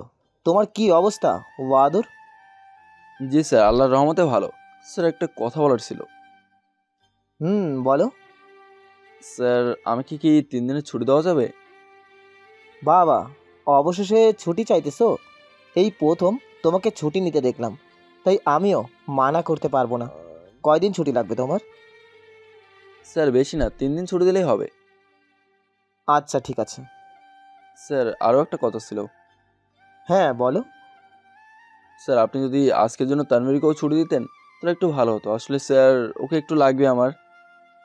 আচ্ছা, যেহেতু তুমি এই প্রথমবার আমার কাছে কিছু চাইলা, তোমার কথা রাখলাম। যাও, ওকে তোমার জন্য আমি ছুটি দিলাম। Thank you sir, thank you so much. You are most welcome. তবে ওয়াইদুর, আজকে তোমার জন্য যা করলাম এটা তোমার প্রাপ্য, কারণ তোমার হনেস্টি ও ভালো ব্যবহার আমাকে অবাক করে দিল। তুমি আমাদের অফিসে জয়েন করে আমাদের অনেক আপন করে নিলেও তোমার দায়িত্ববোধ আমাকে মুগ্ধ করলো। আর শোনো, আমি শুধু তোমার বস না, আমি তোমার বন্ধুও বটে। তাই তুমি যদি কোনো অসুবিধায় পড়ো, সবার আগে আমাকে বলবে, বুঝেছো? আমি স্যারের কথা শুনে থ হয়ে গেলাম, কারণ স্যার যে কত বড় মনের মানুষ তা আমি বুঝলাম। আসলে ওনার অফিসে কেউ কোনোদিনও মন খারাপ করে থাকতে পারে না। তিনি কাজের মাঝে সকলের সাথে গিয়ে কথা বলবে, আড্ডা দেবে, হাসি মজা করবে। তাই সকল এমপ্লয়ি তাকে অনেক সম্মান করে। স্যার, আরও একটা কথা আছে। আবার কি? স্যার, একটা আবদার রাখবো। স্যার, আপনি তো আমাকে বন্ধু বলছেন, তাহলে বন্ধু হিসেবে আজকে আপনাকেও লাগবে। আমার কি কাজ? আছে স্যার। আচ্ছা ঠিক আছে, তো কোথায় আসতে হবে আমাকে বলো। স্যার, পারলে আমার বাসায় চলে আসেন। আচ্ছা ঠিক আছে, আসতেছি আমি। তারপর ফোন কেটে দিলাম। তো বল, আমাকে কি করতে হবে? শালা, আমি বিবাহিত নাকি তুই? ও হ্যাঁ, ভুলেই তো গেছিলাম। তাহলে নেহাকে আসতে বলতেছি, দাঁড়া। তারপর তানভীর নিহাকে ফোন দিয়ে আসতে বলে। ও আপনাদের তো বলাই হয়নি, আমাদের তানভীর সাহেব বিবাহিত, তার বিয়ে হয়েছে মাত্র 6 মাস প্রায়। আর আমাদের বসও বিবাহিত। ও শিট, স্যারকে তো বলে নেই, ভাবিকেও নিয়ে আসতে। তাড়াতাড়ি স্যারকে কল করে বলে দিলাম ভাবিকে তাদের বাচ্চাদেরও নিয়ে আসতে। আসলে আমাদের বস বিবাহিত 5 বছর আগে, ও তাদের 2জন সন্তান আছে, একটা ছেলে ও একটা মেয়ে। তবে এই মেয়ে বড়। আসলে আমি এক পাবলিক ছিলাম যে সিঙ্গেল লাইফের মজা নিচ্ছিলাম, কিন্তু বলে না সুখ চিরস্থায়ী নয়। তাই জাফরিন এসে আমার সুখ ভোগে পাঠাইছি। আর কিছুক্ষণের মধ্যে বাসায় মানুষ চলে আসে, মানে স্যার ও তার পরিবার ও তানভীরের নিহা। তবে তানভীরকে আমি আগেই বুঝিয়ে দিই যাতে জাফরিন সত্যিটা কাউকে না বলে। সেখানে উপস্থিত আমি, তানভীর, জাফরিন বাদে সকলে আমাদের বিয়ের কথা শুনে হয়ে গেল। পরে তারাই অ্যারেঞ্জমেন্ট করতে ব্যস্ত। আর স্যারের কথা কি বলবো, তিনি তো আমাকে নিয়ে মজা নিচ্ছে। তো আমি অফিসে বলে বেরোতাম সিঙ্গেল থাকবো, প্যারামুক্ত থাকবো, কিন্তু এখন স্যার সেটা নিয়ে আমাকে পচাচ্ছে। দুপুরবেলা স্যার বাসায় কাজী সাহেব ও রেজিস্ট্রারকে নিয়ে আসে। তারপর কিছুক্ষণ পরেই আমাদের বিয়ে হয়ে যায়, একটা আইনিভাবে আর একটা ইসলামিকভাবে। বিয়ে শেষ, এবার সবাই বউ নিয়ে ব্যস্ত, আর আমি অসহায়ের মতো আছি। তারপর দুপুরে আমাদের খাবার শেষ করে নিলাম সবাই। সন্ধ্যায় আমরা সবাই বসে বসে, আর স্যার ব্যস্ত আমাকে পচাচ্ছে। বিশ্বাস করেন রাসেল ভাই, যা ধোয়া ধুইছে তানভীর আর স্যার মিলে। নতুন বইয়ের সামনে ইচ্ছে করতেছিল কচু গাছের সাথে ফাঁসি দিয়ে মরি। আমার একটু ইজ্জতও অবশিষ্ট রাখলো না। আমরা নাস্তা করে আবারও আড্ডায় মেতে থাকি। রাতের বেলা সকলে মিলে রাতের খাবার খেয়ে নিলাম। তারপর সবাই একে একে বিদায় নিতে লাগলো। তবে স্যার বিদায় নেবার আগে আমাকে ইচ্ছা মতো পচাইছে। সবাই চলে গেল ঘরে। আমি আর জাফরিন, আমি রুমে গিয়ে ফ্রেশ হয়ে শুয়ে পড়ি। আর জাফরিনও ফ্রেশ হয়ে এসে আমার পাশে এসে আমার বুকে মাথা রেখে আমাকে জড়িয়ে ধরে শুয়ে পড়ে। আজ থেকে তুমি আমার হয়ে গেলে, আর আমিও তোমার হয়ে গেলাম। কখনো আমাকে ছেড়ে যাবে না, আর আমাকে বেশি বেশি ভালোবাসবে, বুঝছো? আমাকে বাধ্য করে তোমার ভালোবাসার মায়া ফেলে এখন বলতেছো তোমাকে ছেড়ে যেতে না। এখন তুমি চাইলেও আমি আর তোমাকে ছাড়তে পারবো না। তুমি যেমন আমার হয়ে গেলে, ঠিক তেমনই আমিও তোমার হয়ে গেলাম। তবে মনে কেন জানি এক অজানা ভয় কাজ করতেছে। চিন্তা করিও না, আমি আছি তোমার পাশে। আমি থাকতে কেউ তোমার কোনো ক্ষতি করতে পারবে না। এভাবেই ভালোবাসার মাধ্যমে আমরা 3টা মাস কাটে দিলাম। 3 মাস পর অন্তর, এই অন্তর, ওঠো না, সকাল হয়েছে তো। কি, অফিসে যাবা না নাকি? যাবো। কখন যাবে? ওঠো, আমি নাস্তা রেডি করেই তোমাকে ডাকতে আসলাম। জাফরিনের জোড়াতড়িতে আমি উঠে চলে গেলাম ফ্রেশ হতে। ফ্রেশ হয়ে এসে চলে গেলাম নাস্তা করতে। এই 3 মাসে জাফরিন আমাকে এতটাই ভালোবাসছে, মনে হয় না আমি এতিম বা অসহায়, যে আমাকে বউয়ের মতো না, একজন সত্যিকারের ভালোবাসার মানুষের মতোই ভালোবাসছে আর আগলে রাখছে। আমার মন খারাপ দেখলেই চট করে ভালোবেসে আমার মন ভালো করে দেয় জাফরিন। বলতে গেলে আমিও তাকে অনেক ভালোবাসি, কিন্তু সে আমার থেকেও বেশি আমাকে ভালোবাসে। আমি নাস্তা করতে লাগি। আজকে যেহেতু বৃহস্পতিবার, মানে হাফ ডে, তাই আমিও দুপুরে চলে আসবো। চিন্তা করতেছি আমরা বিকালে ঘুরতে গেলেও শপিংয়ে গেলে কেমন হয়। সত্যি? নাকি তুমি যাইতে চাইতেছো না? যাব না মানে? আমি তো নিশ্চয়ই যাব। ওকে ওকে। তারপর নাস্তা করে আমি অফিসের জন্য রেডি হয়ে নেই। আমি দরজার কাছে যেতেই আমাকে আমার অফিস ব্যাগ, ওয়ালেট ও আমার মোবাইলটা দেয়। সাবধানে থাকবা, আর কোনো কিছু লাগলে আমাকে কল দেবা। আমি যেতে নেই। এই যে মিস্টার, কিছু ভুলে গেলেন। ও সরি। তারপর ছোট্ট করে জাফরিনের কপালে একটা চুমু দিলাম আর বিদায় নিয়ে চলে গেলাম অফিসে। সেখানে আমিও দুপুর পর্যন্ত কাজ করি। আমি অফিসে আসার পর জাফরিন প্রতিদিন 10টা একবার হলে কল দেবে, কিন্তু আজ দিল না। আমি অফিস শেষ করে বাড়ি গেলাম, কিন্তু বাড়ির দরজা বন্ধ। আমি জাফরিনকে কল দিতে লাগলাম, কিন্তু সে না কল ধরতেছে না দরজা খুলতেছে। তা আমিও, আমার কাছে একটা বাড়তি চাবি ছিল, সেটা দিয়ে ঘরে ঢুকি। আমি পুরো বাড়ি চেক করি, কিন্তু জাফরিনকে পেলাম না। বাড়ির ভেতর থেকেও লক ছিল, নাকি লক করে জাফরিন বের হয়েছে। আচ্ছা একটু দেখি। আসলে জাফরিন যদি বাইর হয়, তাহলে আমাদের প্রতিবেশী কিছু আন্টি আছে, তাদের বাসায় গিয়ে গল্প করে, হয়তো সেখানে গেছে। আমি ফ্রেশ হয়ে নেই। ফ্রেশ হয়ে এসে আমি খাটের উপর জাফরিনের মোবাইল পেলাম, হয়তো সে ভুলেই রেখে গেছে। আমি আমার ড্রেস চেঞ্জ করে বেরিয়ে পড়লাম জাফরিনের খোঁজ করতে। আমি প্রথমে আমাদের পাশের বাসায় আন্টির কাছে গেলাম। আন্টি, কি? আন্টি আমি অন্তর। জাফরিন কি আপনাদের বাড়িতে? আন্টি দরজা খোলে। আরে অন্তর, ভিতরে আসো বাবা। না আন্টি, আসবো না। আচ্ছা জাফরিন কি আপনাদের বাড়িতে? না বাবা, ও তো আমাদের বাড়িতে আসে নাই। কেন বাবা, কি হয়েছে? তেমন কিছু না, আসলে জাফরিনকে পাচ্ছি না তো, তাই মনে করলাম হয়তো আপনাদের বাড়িতে আসছে। চিন্তা করিও না বাবা, ওকে পেয়ে যাবা। জি আন্টি। আচ্ছা আন্টি, আমি আসি। আর যদি জাফরিন আপনাদের বাড়িতে আসে তাহলে আমাকে একটি কল দিন। আচ্ছা ঠিক আছে বাবা। তারপর আন্টি থেকে বিদায় নিয়ে আমাদের আশেপাশের প্রতিবেশী সকলের থেকে জাফরিনের খোঁজ নেই, কিন্তু সবাই বলে তাদের কাছে জাফরিন আসেনি। অন্যদিকে জাফরিন তাদের প্রাসাদে তার রুমে বেহুশ অবস্থায় শুয়ে আছে, কারণ প্রায় 8 মাস পর জাফরিনের পরিবার জাফরিনকে খুঁজে পায়। তারা জানতে পারলো যে জাফরিন কোথায় আছে ও কার সাথে আছে। জাফরিনের আব্বু ভালো করে জানতো তাকে হোজ রেখে তাদের পরিপালকে আনা যাবে না, তাই প্রথমেই তারা জাফরিনকে, যে বাড়িতে থাকে সেই বাড়িতে গিয়ে জাফরিনকে বসতে না দিয়ে জাফরিনকে বেহুশ করে ফেলে আর সোজা তাদের শক্তি ব্যবহার করে পরিপালকে নিয়ে আসে আর জাফরিনের রুমে তাকে শুয়ে দেয়। অবশেষে আমরা রাজকুমারী জাফরিনকে খুঁজে পেলাম। জি, তবে উনি একজন ছেলে মানুষের সাথে বসবাস করত। এখন আমাদের রাজকুমারী কি সেই ছেলেটার সাথে কোনো সম্পর্কে আবদ্ধ হয়নি তো? না তো, কখনোই হতে পারে না। জাফরিন কোনোদিনও কোনো মানুষের সাথে সম্পর্ক করতে পারে না, কারণ জাফরিন ভালো করে জানে আমরা মানুষদের পছন্দ করি না।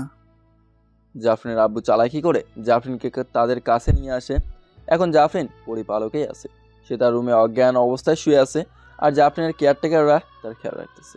এদিকে এবার আমি চিন্তিত হয়ে পড়লাম, কোথায় গেল আমার পাগলি পরিটা? ও তো আমাকে ছাড়া থাকতে পারবে না। একদিন না বলে অফিসে ওভারটাইম করেছিলাম বলে বাসায় এসে সে যা শোনাইছে আমাকে, সাথে কান্নাকাটিও করছে। তবে আজকে আমি একটু অন্যরকম লাগতেছে, জানি না আমার জাফরিন কোথায়। আমি তখন পুলিশকেও কিছু বলতে পারবো না, যদি জিজ্ঞাসা ওদের পুলিশদের হুট করে সত্যিটা বলে দিই তাহলে তারা আমাকে পাগল ভেবে ভাবনায় পাঠিয়ে দেবে। কারণ এখনকার যুগে পড়ি আছে তো কেউ বিশ্বাস করবে না। আমার শরীরটা ক্লান্ত হয়ে পড়লো জাফরিনকে খুঁজতে খুঁজতে, তাই আমি মন খারাপ করে বাসায় চলে যাই। আমি বাসায় গিয়ে ডাইনিং টেবিলে বসে বসে চিন্তা করতে লাগলাম, আমার জাফরিন কোথায় যেতে পারে। যদি কোনো সম্ভাবনা নেই যে কেউ তাকে কিডন্যাপ করবে, কারণ জাফরিনকে কেউ ছুঁতেও পারবে না, কারণ সে আমার স্পর্শ ছাড়া আর কাউকে ছুঁতে দেয় না। কিছু আছে যারা জাফরিনকে নিয়ে যেতে পারবে, আর তারা হলো পরীরা।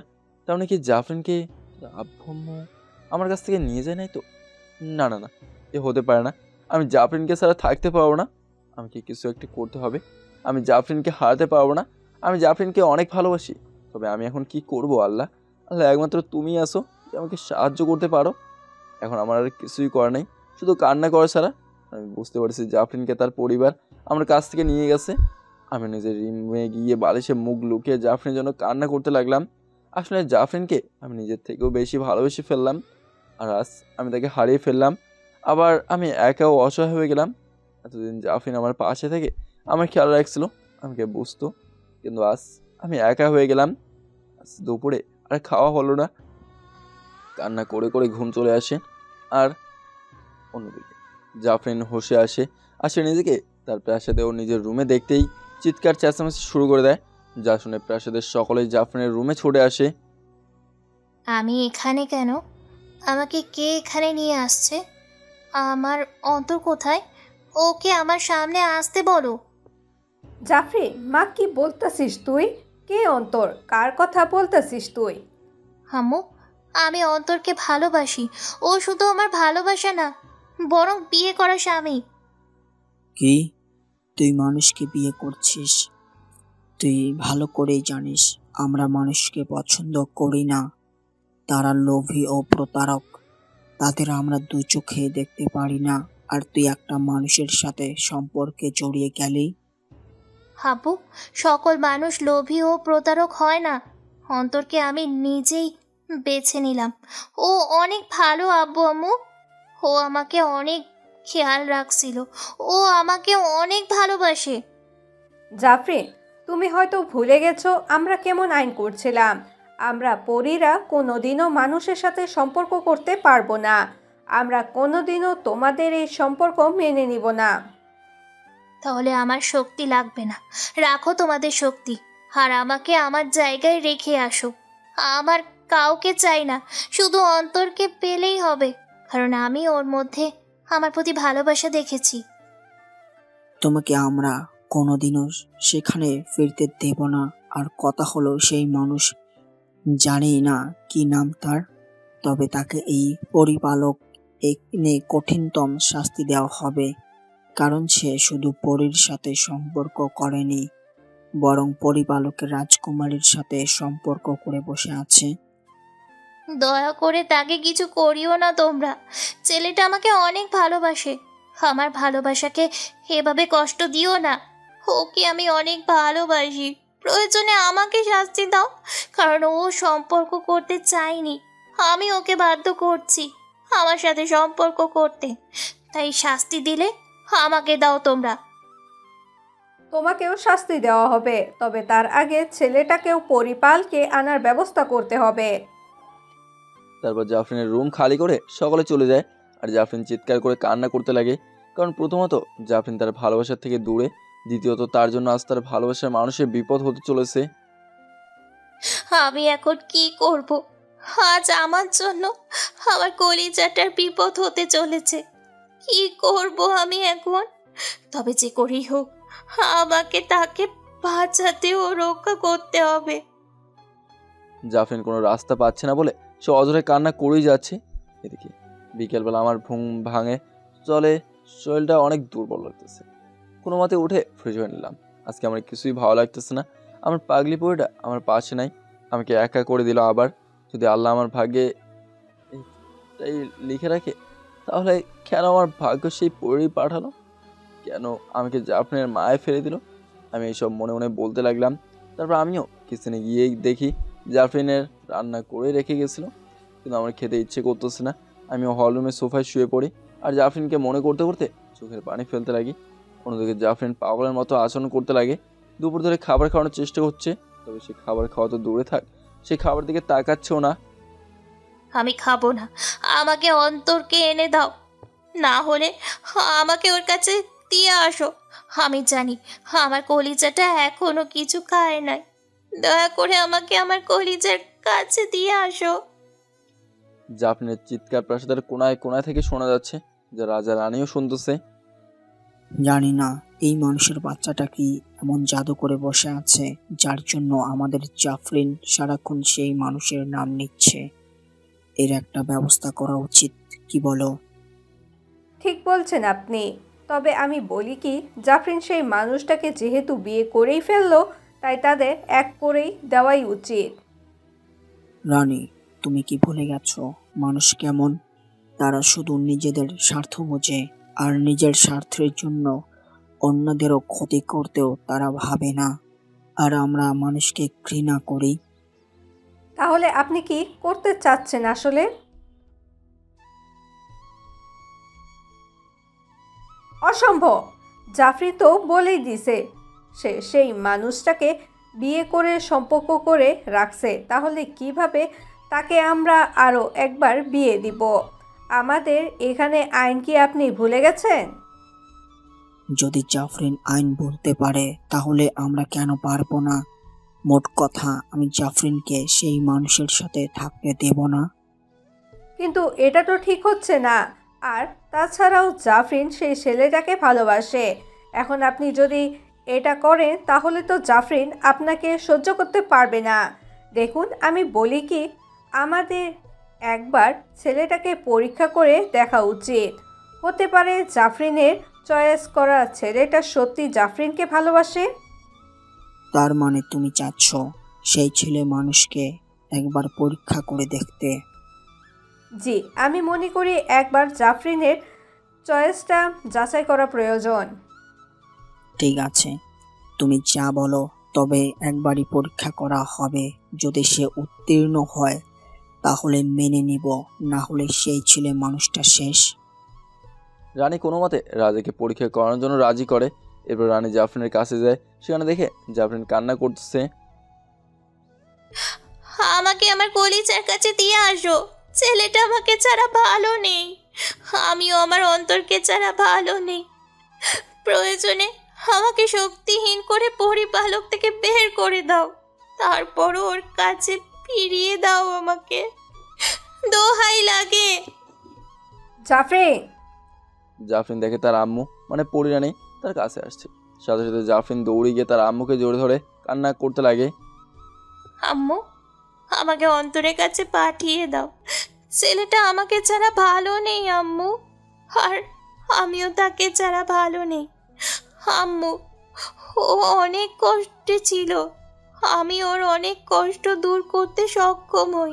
আর সে না আমাকে অনেক ভালোবাসে, আমাকে ছাড়া থাকতে পারে না। আর জানি না কেন মনে হচ্ছে ও খুব কষ্টে আছে। আম্মু, আম্মু, এখন আমাকে ওর কাছে পাঠিয়ে দাও, না হলে ওকে এখানে নিয়ে আসো। আম্মু, আমার মন বলতেছে ও ভালো নেই। আম্মু, শোন মা, আমি তোর আব্বুর সাথে কথা বলছি এই ব্যাপারটা নিয়ে। তোর আব্বু বলেছে তাকে একবার পরীক্ষা করে দেখবে, যদি সে সফল হয় তবে সে তোকে পাবে, না হলে ওকে মরতে হবে। কি? না, ওকে কোনো পরীক্ষা করতে হবে না। আমি ভালো করেই জানি আব্বুর পরীক্ষাগুলো কেমন। আম্মু, ও মানুষ, আমাদের মতো না।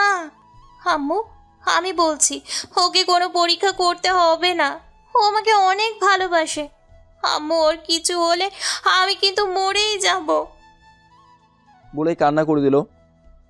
জাফরিন, তুই চিন্তা করিস না, আম্মু আছি তোর পাশে। জাফরিন অন্তরের জন্য অঝরে কান্না করেই যাচ্ছে। এদিকে রাতের বেলা চোখের পানি ফেলেই সময় কাটালাম।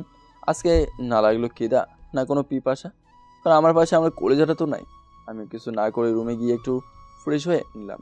তবে জানি না আমি আর কোনোদিনও জাফরিনকে পাবো কি না। তবে একটা কথা বলে রাখি, ভালো যখন বাসলাম শেষ নিঃশ্বাস পর্যন্ত তাকেই ভালোবেসে যাব। আমার মনে আর কেউ জায়গা করে নিতে পারবে না। আমার মনে শুধু আমার জাফরিনই থাকবে, আর কেউ আমাদের মাঝে আসতে পারবে না। তবে জানি না আমার কলিজাটা ভালো আছে কিনা, খাওয়া দাওয়া করছে কিনা, অফিসে থাকাকালীন সে আমাকে আগে জিজ্ঞাসা করবে লাঞ্চ করছে কিনা। আমি যদি বলি খাইছি, তারপরে সে খাবে, নাহলে সে না খেয়েই থাকবে। তবে আমার নিজেরই কষ্ট লাগতেছে আমার জাফরিনের জন্য। আজকে না আছে খাওয়া দাওয়া করার ইচ্ছা, না আছে কাজ করার ইচ্ছা, কিছুই ভালো লাগতেছে না আমার।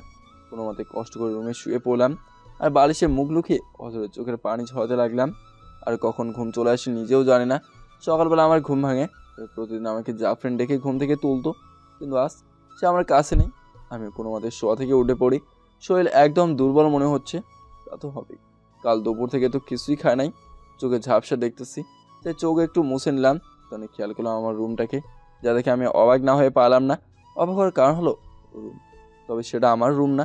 আমি অন্য একটা রুমে শুয়ে আছি, যেটা আমার বাড়িতেই নেই এমন রুম। সেই রুমটার রং ছিল পুরো সাদা, সাদা রং ছাড়ার কোনো রং নেই। এটা তো আমার বাড়ির কোনো রুম না। আর আমার বাড়িতে সাদা রঙের রুম আছে, তবে সেটাতে একটু হলেও অন্য রঙের মিশ্রণ আছে। আমি উঠে রুমের দিকে ভালো করে দেখতে লাগলাম। রুম থেকে বুঝতে পারলাম এটা আমরাস্ত্র রুম না, আমার তো রুম না। শুধু রুম বলে ভুল হবে, কারণ এটা আমার বাড়িই না। মানে আমি এখন অন্য কোথাও আছি। প্রশ্ন হলো কোথায়? হঠাৎ কারো পায়ের আওয়াজ শুনলাম, আর সাথে সাথে আমিও খাটে গিয়ে শুয়ে পড়লাম আর চোখ বন্ধ করে আসি। কেউ আমার রুমে প্রবেশ করলো, আমি চোখ বন্ধ করে আসি, শুধু আওয়াজই শুনতে পাচ্ছি। তাহলে এই হলো সেই ছেলেটা যার সাথে রাজকুমারীর সম্পর্কে আবদ্ধ হলো। আমি বুঝতে পারলাম আমার রুমে একজন মেয়ে প্রবেশ করলো। আর ওয়েট, কি বললো সে? রাজকুমারী মানে? হঠাৎ করে রাজকুমারী বললো কেন? আর এখনই আরও একজনের রুমে আসার আওয়াজ শুনি। কি হচ্ছে এখানে? রানীমা, আপনার কথা মতো গার্ড ছেলেটাকে পরিপালক নিয়ে আসছে। আমি পরিপালকে? ও মোর খোদা, কীভাবে সম্ভব? আর আমার রুমে সেই পরিপালকের রানী উপস্থিত। খোদা, জানি না আমাকে কেন এখানে আনা হয়েছে। মনে হয় আমাকে শিক কাবাব বানাবে। আল্লাহ বাঁচাও আমাকে। ঠিক আছে, এবার তুমি যাও এখান থেকে। জি। তারপর দরজার আওয়াজ শুনলাম, মানে সেই মেয়েটা চলে গেল। আমার হৃৎপিণ্ড জোরে জোরে কাঁপতে শুরু করে। জানি না এখন কি হবে আমার সাথে। তবে যাই হোক, একবার হলো আমার পাগলিটার সাথে দেখা করতে হবে, যে করেই হোক। তবে জানি না পরিপালকের কয়টা রাজ্য আসছে নাকি। একটা রাজ্য মানে পরিপালক। তবে এখন ভয় হচ্ছে। তো আমার রুমে পরিরানী উপস্থিত। জানে সে আমার শাশুড়ি কি না? দূর, তুই থেকে কিসে চলে যাচ্ছি আমি। হঠাৎই মনে হলো কেউ আমার খাটায় বসছে, তার মানে রানী বসছে। আল্লাহ যদি উল্টা উল্টা কিছু করে, তো আমি কিন্তু তার আঘাত করতে বাধ্য হব। প্রয়োজনে যদি আমার মৃত্যুর আদেশও দেওয়া হয়, তারপরেও। জানি না কি আছে তোমার মধ্যে, যার জন্য আমাদের জাফরিন এত পাগল তোমার জন্য। তবে আমিও তোমার মধ্যে ভালো কিছু একটা অনুভব করতেছি। কিন্তু তোমাকে এখানে আনা হয় যাতে তোমাকে পরীক্ষা করার জন্য তুমি আমাদের জাফরিনের যোগ্য কি না, তাই তোমাকে এই পরীক্ষাটাও দিতে হবে। তবে তোমার হোশ আসতেছে না কেন সেটা বুঝলাম না। ওয়েট, কি বললো উনি? ওনাদের জাফরিন মানে? তার মানে কি উনি জাফরিন আম্মু? আমি আড়াল চোখে তার চেহারা দেখলাম। মাশাআল্লাহ, দেখতে প্রায় পরীর মতো। তো উনি তো পরী। যাক ভালোই। এখন যদি জিজ্ঞাসা করতে পারতাম আমার পাগলিটা কেমন আছে, খাওয়া দাওয়া করছে কিনা, ঠিক আছে কিনা, কিন্তু ওনার শেষের কথাগুলো শুনে ভয় লেগে গেল। তিনি বলছে আমাকে এখানে আনা হয়েছে পরীক্ষা করার জন্য। এখন ভয় হচ্ছে, জানার সামনে কি অপেক্ষা করতেছে আমার জন্য, বা কি হবে আমার। আমি আবার দরজায় আওয়াজ পেলাম। আসতে পারি? হ্যাঁ। তারপর কেউ একজন ভেতরে আসে। বলো কি কাজ? জি, আপনাকে নিচে যেতে বলেছে।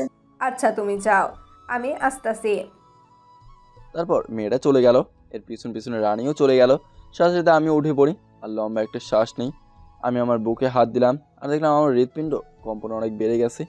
আল্লাহ, জানার সামনে কি রাখছো আমার জন্য। তবে একবার যদি জাফরিনের সাথে দেখা করে দিতা তাহলে একটু নিশ্চিন্ত হতাম।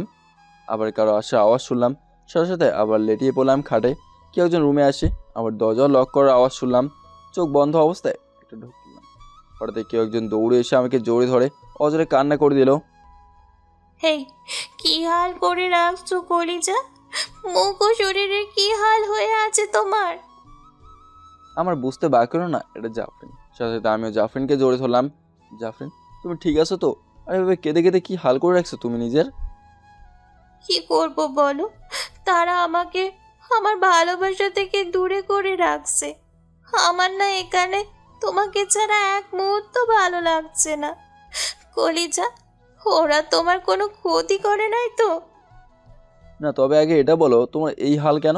তোমার মুখ শুকনো শুকনো লাগতেছে কেন? খাওয়া দাওয়া করো নাই নাকি? না, কাল তারা আমাকে বেহুশ করে এখানে নিয়ে আসে। আমি কত করেই তাদের বললাম আমার কলিজাটার কাছে দিয়ে আসতে, সে আমাকে ছাড়া থাকতে পারবে না। তারা আমার কোনো কথা শুনে নাই, তাই আমিও জেদ করে কিছুই খাইনি। আর আমি এটাও জানি আমাকে ছাড়া তুমিও ভালো নেই, আর তোমার মুখও শুকনো শুকনো লাগতেছে। মানে তুমিও কিছু খাওনি কাল থেকে, তাই না? আরে পাগলি, খাওয়া দাওয়াটা ফ্যাক্ট না। কথা হলো আমার পাগলিটা আমার কাছে ছিল না তো কেমনে কি করতাম আমি? কালকের দিনে আমার কেমন গেছে আমি নিজেও জানি না। কাল শুধু পড়ে পড়ে থাকতে হয়েছে আমাকে, একটু খাবারও মুখে ঢুকে নাই। আমার কি করবো বলো? আর কাল তো মনেই হলো তোমাকে আমি সারা জীবনের জন্য হারিয়ে ফেললাম।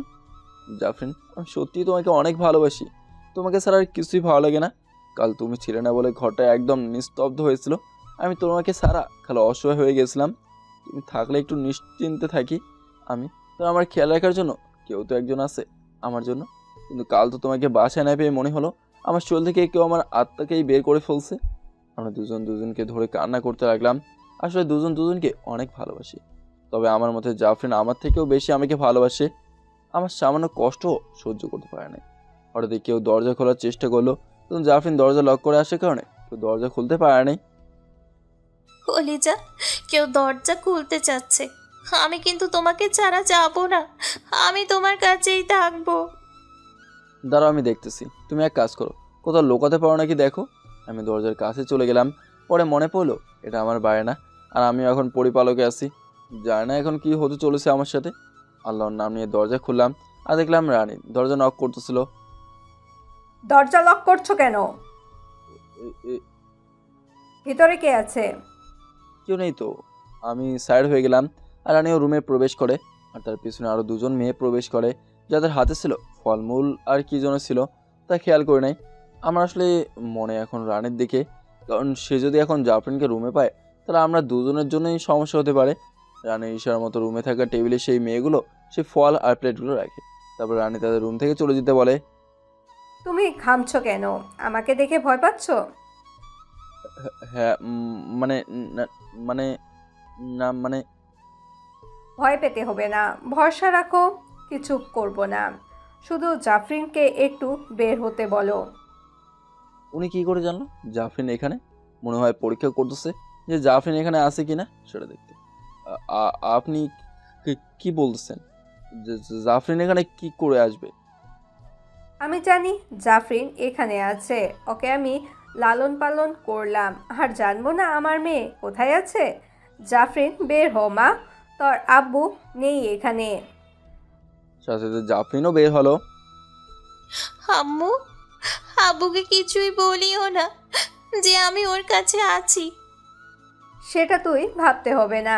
যা, তোর অন্তরকে তোর কাছে এনে দিলাম, এবার তোমা মুখে কিছু দে, কাল থেকে না খেয়ে আছিস। শুধু আমি না, ও কিছু খায়নি কাল থেকে। দেখো কি হাল করে রাখছে নিজে। তোমাদের ভালোবাসা দেখে মন ভরে গেল।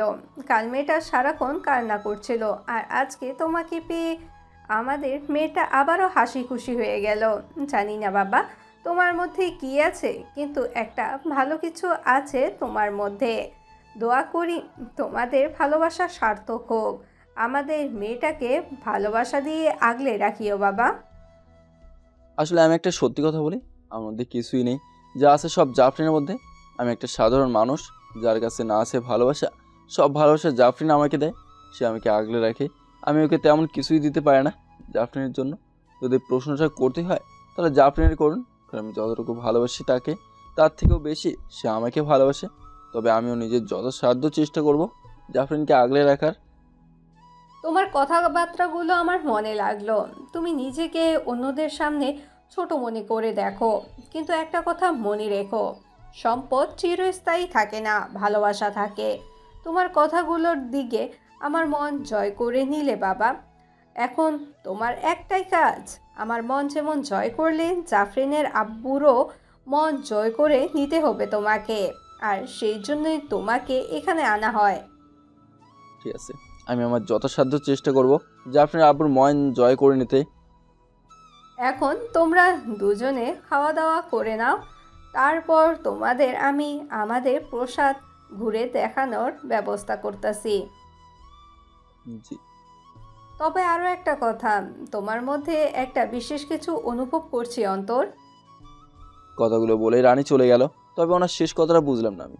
রানী যেতে জাফরিনও আমাকে টেনে নিয়ে খাটে বসিয়ে দিয়ে সে আমার কোলের উপর বসে পড়ে। এটা কি হলো? কিছু না, এবার খাইয়ে দাও। কাল থেকে কিছু খাইনি আমি। জি রাজকুমারী, আপনার হুকুম চিরধার্য। কথাটা শুনে জাফরিন রেগে গেল। কি হয়েছে, লাল হয়ে গেল কেন? আমাকে এভাবে বললে কেন? কিভাবে? দেখো অন্তর, আমি চাই না এই রাজকীয় জীবন। আমি তোমার সাথে সাধারণ জীবন যাপন করতে চাই। অন্তর, তুমি আমাকে এভাবে রাজকীয়ভাবে বলিও না। আমার এইসব ভালো লাগে না। আচ্ছা সরি, আর বলবো না। তারপর দুজন দুজনকে খাবার খাইয়ে দিলাম। আসলে পুরোটা বেশিরভাগ ফলমূল ও মিষ্টান্ন জাতীয় পিঠা খায়, তাই তো তারা মিষ্টি মিষ্টিভাবে কথা বলে। খাওয়া দাওয়া শেষ করে আমরা গল্প করতে ব্যস্ত। আসলে জাফরিনকে পেয়ে সকল কষ্টই আমি ভুলে যাই। যা অতীতে যে কষ্ট ছিলাম সেটাও ভুলে যাই। জাফরিন আমাকে সব ভরে দিল। তার ভালোবাসায় আমি বারবার নিজেকে হারাতে চাই। হঠাৎ রানী উপস্থিত, আর সে আমাদের বলতে লাগে, জাফরিন আর অন্তর, চলো আমার সাথে, তোমাকে আমাদের প্রসাদটা একটু ঘুরিয়ে আনি। আর চিন্তা করিও না, জাফরিনের বাবা প্রসাদে নেই, উনি কাজে একটু বাহিরে গেছে। ঠিক আছে, চলো। তারপর তাদের সাথে আমিও প্রাসাদে ঘুরতে গেলাম। আসলে একটা সত্যি কথা বলি, আমি প্রাসাদ দেখতে বের হলাম না, আমি জাফরিনের সাথে সময় কাটাতেই বের হলাম। আমরা প্রাসাদ ঘুরতেছি, তবে জাফরিন আমার হাতের মধ্যে হাত রেখে হাঁটতে লাগলো। আমিও হাত ধরে আসি। বলতে গেলে রানী তার মতো হাঁটতেছে, আর আমরা আমাদের মধ্যে হারিয়ে হাঁটতে লাগলাম। হঠাৎ রানী থেমে যায়, আর আমরাও থেমে যাই। এখন আমরা এমন একটা জায়গায় আছি যে জায়গায় একটা খুব গুরুত্বপূর্ণ একটা জিনিস আছে। কি এমন জিনিস আছে এখানে? ওই দেখো, ওইটা। আমাকে জাফরিন আঙুলের ইশারা দিয়ে সামনে বরাবর একটা পাকা করা সমতল ভূমি দেখায়। সেখানে কি আছে? আসো তাহলে আমার সাথে দেখাচ্ছি। তারপর আমরা রানীর সাথে যেতে লাগলাম সেই পাকা করা সমতল ভূমিতে। সেখানে গেলাম। এই দেখো, সেখানে একটা তলোয়ার দেখতে পাচ্ছ? আমিও সেদিকে দেখতে লাগলাম। দেখতে তো মনে হচ্ছে স্বর্ণের তৈরি তলোয়ার। ঠিক বলছো, সেটা আসলেই স্বর্ণের তলোয়ার। তবে এই তলোয়ার সাধারণ তলোয়ার না, এটা এমন একটা তলোয়ার যার মধ্যে লুকিয়ে আছে কিছু অসাধারণ শক্তি। ও, তাহলে এখানে এভাবে পড়ে রাখলো কেন? কারণ এটা শেষ মালিক এভাবেই রেখে যায়, আর কেউ এটা তুলতে পারে না। এই তলোয়ারটা সেই তুলতে পারবে যে এই তলোয়ারের যোগ্যতা ছাড়া কেউ এই তলোয়ারটাকে তুলতে পারবে না, এবং কি পরিপালকের সবচেয়ে শক্তিশালী ব্যক্তিও এটা তুলতে পারবে না। এবার আমার মনে ভয় ঢুকে গেল, যদি জাফরিন আব্বু আমাকে এই তলোয়ারটা তুলতে দেয়, আমি তো পারবো না এটা তুলতে, তাহলে কি আমি জাফরিনকে পাবো না, হারিয়ে ফেলবো জাফরিনকে। আমি এসব ভাবতে লাগলাম, কী বা করবো, জাফরিনকে যে আমি অনেক ভালোবাসি তাকে হারতে পারবো না, কিন্তু এখন যদি আমাকে তলোয়ারটা তুলতে দেয় তাহলে তো আমি শেষ। কি হয়েছে? কি ভাবো তুমি? কিছু না, এমনি আর কি। তো চলো আমরা প্রসাদে ফিরি। জি চলুন। আমরা আবার প্রাসাদের দিকে যেতে লাগি। তবে একটা কথা, আমি বারবার এই তলোয়ারটার দিকে তাকাচ্ছি, মানে আমি তাকাচ্ছি না, মনে হচ্ছে এই তলোয়ারটাই আমাকে তার প্রতি আকর্ষণ করছে। বারবার পিছে ফিরতেছি আর সেই তলোয়ারটাকে দেখতেছি। কি হয়েছে? বারবার পিছে তাকাচ্ছ কেন? এমনি আমরা চলে গেলাম প্রাসাদের দিকে। তবে জানি না কি পরীক্ষা আমার জন্য অপেক্ষা করতেছে। তবে যাই বলি, এই স্বর্ণের তলোয়ার তুলতে না বললেই হবে আমাকে। আমি আবার সেই রুমে চলে গেলাম, সাথে জাফরিনও আমার সাথে আসে রুমে। তবে বারবার সেই তলোয়ারটাই আমার চোখে ভাসতে লাগে। কেন ভাই, আমি কোনোদিনও সেই তলোয়ারের যোগ্য হব না। জাফরিন আম্মু পর্যন্ত বলল এটা পরীরাও তুলতে পারবে না, তাহলে কি করে তুলবো আমি, সেটা প্রশ্নই আসে না। তবে একটা কথা মানতে হবে, তলোয়ারটা দেখতে সেই ছোট থাকতে আমিও কাঠ দিয়ে আব্বুর সাথে তলোয়ার মতো লড়াই করতাম। আমি কোনোদিনও আসল তলোয়ার দেখি নাই, তবে আজ দেখলাম। তবে পরিপালকে আমি মনে করতাম পরীও তাদের দুনিয়া, এটা আসলে কাল্পনিক। কিন্তু কে জানতো একটা পরী আমার বউ হয়ে যাবে এবং তার ঠেলা আমি পরিপালকেও চলে আসবো। জানি না জীবনে আর কী কী দেখতে হবে। আমরা ঘোরাঘুরি করতে করতে দুপুর হয়ে যায়, আর কিছুক্ষণ পরে রানীও খাবার নিয়ে আসে আমাদের জন্য। নাও তোমরা খাবার খেয়ে রেস্ট করো। আম্মু, আব্বু কখন আসবে? রাতে আসবে, চিন্তা করিস না, তুই থাক তোর অন্তরের সাথে, আমি গেলাম। তারপর রানীও চলে গেল। তবে একটা জিনিস হাসাচ্ছে আমাকে, আর সেটা হলো মা হয়ে রানী তার মেয়েকে সাহায্য করতেছে। তাই মেয়ের পছন্দ করা তো বিয়ে করা বরের জন্য আমি তো মনে করছিলাম রানী ও রাজা দুজনে আমার উপর আগুন থাকবে, কিন্তু রানীর কাণ্ডকর্ম দেখে অবাক হয়ে গেলাম। কি হয়েছে? মুচকে মুচকে হাসতেছ কেন? না এমনি। মনে তো কিছু একটা চলতেছে তোমার। আচ্ছা বাদ দাও, আর আমাকে খাইয়ে দাও তাড়াতাড়ি, খিদা লাগছে। আমি বসতেই আবার জাফরিন আমার কোলে বসে পড়ে। এটা কি হলো? কিছুই হয় নাই, এটা আমার অধিকার, তাই আমি আমার অধিকার আদায় করতেছি। আদায় করে নাও, এখনই সময় পড়ে আমাকে যদি না পাও আর কি। এই উল্টাপাল্টা কথা বলবা না। ওকে সরি। তারপর দুজনে খাবার খেয়ে নিলাম। আর কিছুক্ষণ পরে দুজন মেয়ে এসে সেই প্লেটগুলো নিয়ে যায়। তবে মিষ্টান্ন খাবার খেয়ে আমার পুরো অন্যরকম লাগতেছে। এরপর আমি খাটে শুয়ে পড়ি, সাথে সাথে জাফরিনও আমার পাশে শুয়ে আমার বুকে মাথা রেখে আমাকে জোর ধরে শুয়ে পড়ে। জানো কাল আমি শান্তিতে ঘুমোতে পারি নাই, আমার ঘুমই আসে নাই, সারাক্ষণ জেগে জেগে কাটাতে হয়েছে আমাকে। কেন? কে ঘুমাতে দেয়নি তোমাকে? কেউ না, আমার যে অভ্যাস হয়ে গেছে একজনের বুকে ঘুমাতে ঘুমাতে, তাহলে কেমনে ঘুম আসবে আমার? এক কাজ করো, আরও একজন খুঁজে নাও তার বুকে ঘুমানোর জন্য। সাথে সাথে দিলেও একটা কষে থাপ্পড়। এই কি বললে তুমি? আমি অন্য একজনকে খুঁজে নেব বুকে ঘুমানোর জন্য, তাই না?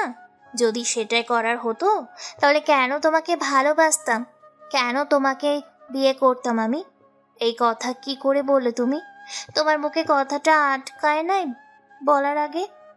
আমি আমার মন প্রাণ দিয়ে তোমাকে ভালোবাসি, আর ভবিষ্যতেও তোমাকেই ভালোবাসবো। আমি কোনো দিনও তোমায় ছাড়া অন্য কাউকে কি করে আপন করে নিব? তুমি কি করে এই কথাটা বললে? আর আমিও আবুলের মতো গালে হাত দিতে আসি। তারপর গাল থেকে হাত সরিয়ে জাফরিনকে কাছে টেনে নিলাম আর বুকের সাথে আঁকড়ে ধরলাম। সরি, আমি তো এটা মজা করে বললাম। আমি বুঝতে পারি না এই কথাটা তোমাকে এতটা আঘাত করবে। সরি কলিজা, মাফ করে দাও। তুমি জানো না কতটা ভালোবাসি তোমাকে, তোমাকে ছাড়া আমি আর কারোর হতে পারবো না। তুমি আমাকে এই কথাটা বলে অনেক কষ্ট দিলে। আমি কোনোদিনও ভাবতেও পারি না তোমাকে ছাড়া আমি অন্য কারোর হব। বড্ড ভালোবাসি তোমাকে কলিজা, আর আমি প্রতিটা মুহূর্তে তোমাকে পাশে চাই। আমি তোমাকে ছাড়া আমি কিছুই ভাবতে পারি না। তোমাকে আমি কোনো দিনও হারাতে চাই না। আচ্ছা সরি, তো আর কোনোদিনও সব বলবো না। বলা না, শুধু কোনো দিনও মনেও আনবা না এই সব তুমি। সাথে সাথে জাফরিনের ঠোঁটের সাথে ঠোঁট মিলিয়ে দিলাম, আর সেও স্বাদ নিতেই থাকে। কিছুক্ষণ পরে দুজনকে ছেড়ে দিলাম। জাফরিন আমার বুকে মাথা রেখে আমাকে জড়িয়ে ধরে। আর কোনো দিনও এইসব কথা বলিও না প্লিজ, আমাকে এইসব কথা সহ্য হয় না। আচ্ছা আর বলবো না। তারপর জাফরিনের বুকে মাথা রেখে জড়িয়ে ধরা অবস্থায় ঘুমিয়ে যায়, আর আমিও ঘুমিয়ে যাই সন্ধ্যাবেলা। অন্তর, এই অন্তর, ওঠো না। কি হয়েছে? দেখলাম জাফরিন ডাক দিচ্ছে আমাকে। ওঠো, সন্ধ্যা হয়ে গেছে তো। আমি উঠে পড়লাম, আর রুমে একটা ফ্রেশ হওয়ার জন্য রুম আছে, সেখানে গিয়ে ফ্রেশ হয়ে নিলাম। চলো নিচে যাব। চলো। তারপর আমরা দুজন নিচে গেলাম। সেখানে মাশাআল্লাহ অনেকে উপস্থিত। তার মানে কি রাজা চলে আসছে? ইন্নালিল্লাহ। এবার কি করব আমি? যদি রাজা আসে তাহলে তো আমাকে, আর যদি সেই তলোয়ারটা তুলতে দেয় আমি কি করব? হঠাৎ রানী আমাদের কাছে আসে। কি হয়েছে বাবা, ভয় পাচ্ছ কেন? না মানে জাফরিন আম্মু কি চলে আসছে? না, আসলে আমাদের প্রসাদে আজকে একটা অনুষ্ঠান আছে, তাই লোক। আর ভয় পেও না, একদম শান্ত থাকো তুমি। অনুষ্ঠান মানে কিসের অনুষ্ঠান? আজ হলো পূর্ণিমার চাঁদের রাত, আর এই দিনে পরীরা উৎসব করে থাকে। তাছাড়াও এই রাতের পরীদের শক্তি বাড়ে, তবে তার জন্য তাদের অনেক কঠোর সাধনা করতে হয়। ও পূর্ণিমার রাত, সেটা তো ভালোই। এক কাজ করলে কেমন হয়, চাঁদ উঠলে আমরা একটু বাহিরে থেকে ঘুরে আসব, কি বলো? আচ্ছা ঠিক আছে। হ্যাঁ যাইস, তোরা আগে কিছু খেয়ে নে। আসো আমার সাথে তোমরা। তারপর রানীর সাথে গিয়ে সন্ধ্যার নাস্তা করে নিলাম। চাঁদ দেখতেই আমরা বের হই। জাফরিন আমার পাশে, আমার হাত তার দু হাত দিয়ে ধরে আছে, আর আমরাও হাঁটতে থাকি। আসলে এটা অনেক রোম্যান্টিক মুহূর্ত আমার মধ্যে। আমরাও দুজনের মধ্যে হারিয়ে যাই, আর অজানা রাস্তায় হাঁটতে থাকি। হাঁটতে হাঁটতে আমরা চলে আসলাম সেই সমতল ভূমিতে, যেখানে থেমে গেছে সেই গোল্ডেন শোয়ার্ড, মানে স্বর্ণের তলোয়ার। আমরা হাঁটতেছি, তখনই হঠাৎ চাঁদের আলো প্রতিফলিত হয়ে আমার চোখে পড়লো। আমিও খুঁজতে লাগি কোথা থেকে চাঁদের আলো প্রতিফলিত হয়ে আমার চোখে পড়লো। পরে দেখলাম সেই গোল্ডেন তলোয়ারের উপর চাঁদের আলো প্রতিফলিত হয়ে আমার চোখে সে আলো আসছে। তবে আমি যখন সেই গোল্ডেন তলোয়ারের দিকে তাকালাম, তখন দেখলাম চাঁদের আলোতে সেই তলোয়ারটা অনেক সুন্দর লাগতেছে, যা দেখে যে কেউ চোখ সরাতে পারবে না। আমি সেই তলোয়ারের দিকে তাকিয়ে এক অজানা রাজ্যে হারিয়ে যাই। সেই তলোয়ারটা আমাকে চুম্বকের মতো আকর্ষিত করতেছে আর কাছে টানতেছে। তা আমিও অজান্তে সেই তলোয়ারের দিকে আগাতে লাগলাম। আগাতে আগাতে সেই তলোয়ারের খুব কাছেই চলে যাই, আর তখনই জাফরিন আমাকে ছাড়ানি দেয়, আর আমিও নিজের মধ্যেই ফিরে আসি। কি হয়েছে তোমার? কতক্ষণ ধরে ডাকতেছি তোমাকে, ধ্যান কোথায় তোমার? এই তলোয়ারের দিকে যাচ্ছ কেন? এই তলোয়ারটা যোগ্য ব্যক্তি ছাড়া কেউ তুলতে পারবে না, পরীরাই তুলতে পারে নাই, তাহলে তুমি কেন এই তলোয়ারের দিকে যাচ্ছ? জানি না কেন জানি তলোয়ারের দিকে তাকিয়ে আমি অন্যমনস্ক হয়ে গেছিলাম। থাক চলো এখান থেকে। আমি জাফরিনকে নিয়ে রাজপ্রাসাদে চলে যাই, আর সোজা আমার রুমে চলে যাই। কি হয়েছে, এখানে চলে আসলা যে? আমার ভালো লাগতেছে না, তুমি যাও, এনজয় করো। কি হয়েছে তোমার? শরীর খারাপ লাগতেছে? না আমি ঠিক আছি, তুমি যাও, মজা করো, আমি এখানেই আছি। আচ্ছা ঠিক আছে, তুমি থাকো, আমি গেলাম। তবে কোনো কিছুর প্রয়োজন হলে মনে মনে 3 বার আমার নাম নিবা, আমি তোমার কাছে চলে আসব। তারপর জাফরিন চলে গেল, আর আমিও ভাবতে লাগি কেন আমি সেই তলোয়ারের প্রতি আকর্ষিত হই আর সেই তলোয়ারের দিকে চলে যাই, আর কেন এবার সেই তলোয়ারের প্রতি আমার মনে অন্যরকম অনুভূতি কাজ করে। সেই তলোয়ার একমাত্র যোগ্য ব্যক্তি ছাড়া কেউ তুলতে পারবে না, আর যদি পরীরাই যোগ্য না হয় তাহলে আমার মতো দুর্বল মানুষ কি করে সেই তলোয়ারের যোগ্য হবে? আর যাই বলি, সেই তলোয়ারটা আসলে অনেক সুন্দর ও আকর্ষিত, কিন্তু সেটার দিকে না যাওয়াই আমার জন্য ভালো। আমি রুমে থাকতে থাকতে বোর হয়ে গেলাম, তাই ঘুমও আসতেছে, কী বা করবো। তা আমিও খাটে লেটিয়ে পড়ি, আর কিছুক্ষণ চোখ বন্ধ করে রাখলাম। চোখ বন্ধ করতে সেই তলোয়ারটাকে আমি দেখলাম, সেটার সাথে লাফিয়ে উঠি। রে ভাই, এটা কি হলো? আমি এই তলোয়ারটাকে চোখ বন্ধ করতেও দেখতে লাগলাম। আমি জানি তলোয়ারটা সুন্দর, তার মানে এই না যেটা দুঃস্বপ্নের মতো তলোয়ারটা পিছিয়েই পড়ে থাকবে, নাকি ভাই তলোয়ারের কোনো ভূত আছে? আল্লাহ বাঁচাও আমাকে, জানি না এইসবে কেন আমি অনেক ভয় পাই। এবার খাটে গিয়ে গায়ে চাদর মুড়িয়ে শুয়ে পড়ি, আর আল্লাহকে ডাকতে থাকি। সকালে আমার ঘুম ভাঙে, গায়েও চাদর আছে। আমিও চাদর সরালাম, এবার চোখটা মুছলাম। যা দেখলাম তাদেরকে আমি খুব বড় ধরনের শক খেয়ে গেলাম। আমি এখানে আসলাম কি করে? আমি ঘুমার পর নিজেকে সেই সমতল ভূমিতে পেলাম যেন সেই তলোয়ারটা আছে, কিন্তু আসলাম কি করে আমি? আমার সাথে ভূতুড়ে কাণ্ড ঘটে গেল। আমি নিজেও জানি না কি করে আসলাম এখানে। আমার ভাগ্য ভালো যে সবেমাত্র সকাল হচ্ছে, নাহলে ভোরের আলো ফুটে উঠতেছে।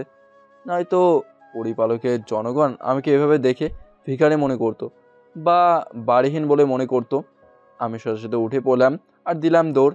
আমি নিজেও জানি না এখানে আমি কি করে আসলাম। আমি সোজা প্রাসাদের দিকে গেলাম। সেখানে চোরের মতো চুপি চুপি প্রাসাদে ঢুকতে লাগলাম। আমি চোরের মতো রুমে চলে গেলাম। সেখানে গিয়ে দেখে জাফরিন ঘুমাচ্ছে। আমি রুমের এক কোনায় গিয়ে ভাবতে লাগলাম, আমি তো কাল রাতে আমার রুমে ঘুমাইছি, আজকে সেখানে গেলাম কি করে? নাকি পরিপালকের মেহমানদের সাথে এমনই হয়? ও আল্লাহ, আমাকে একটু সাহায্য করো। আমিও খাটের এক কোনায় গিয়ে বসে পড়ি।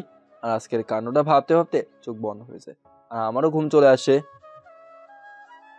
অন্তর, এই অন্তর, কে? দেখলাম জাফরিন আমাকে ডাকতেছিল। কাল কোথায় গেছিলা তুমি? আমি কাল কইছিলাম মানে? কাল রাতে রুমে এসে তোমাকে পাই নাই।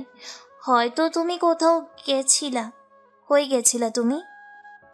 জাফরিনের কথা শুনে বুঝতে পারলাম কাল রাতেই আমি আমার রুমে ছিলাম না, কিন্তু প্রশ্ন হলো আমি কি করে সেই জায়গায় পৌঁছে গেলাম?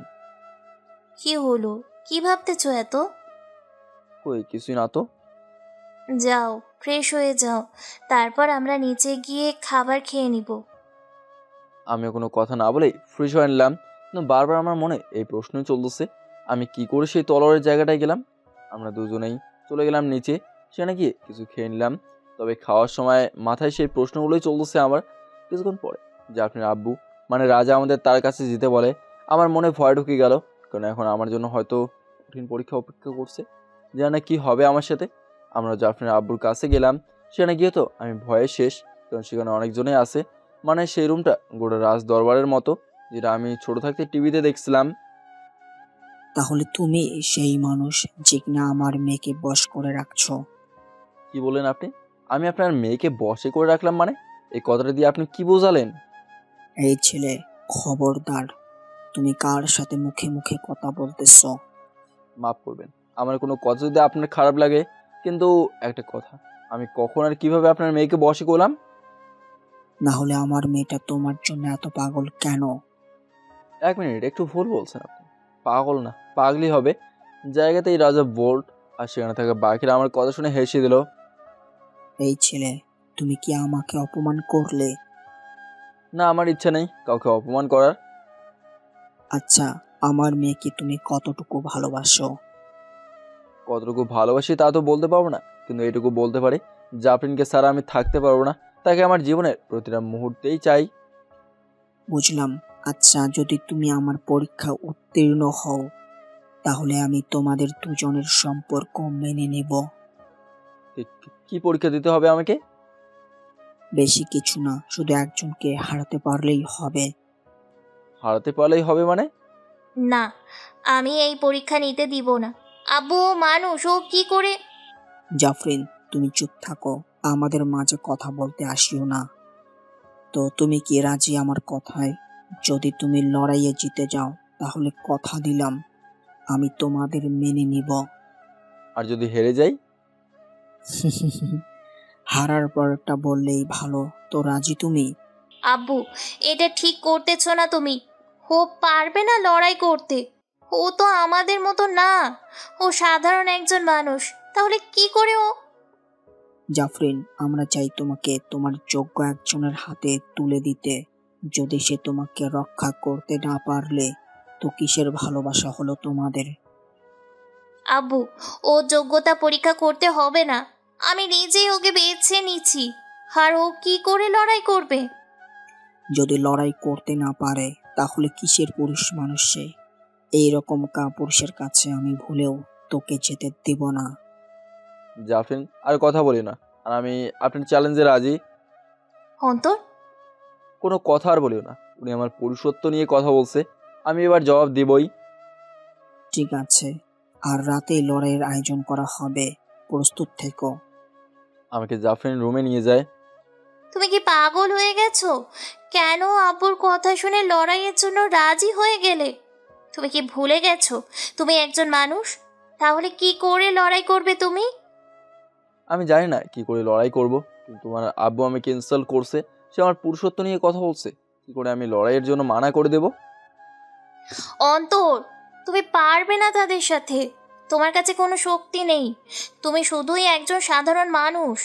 হোশ রেখে কথা বলা উচিত, জোশ করে না। এখন তুমিও কি আমার সাথে লড়াই করবে নাকি? সাথে সাথে জাফরিন আমাকে জোরে ধরে কান্না করে দেয়। কলিজা, একবারও ভেবে দেখছো তোমার কিছু হলে আমার কি হবে?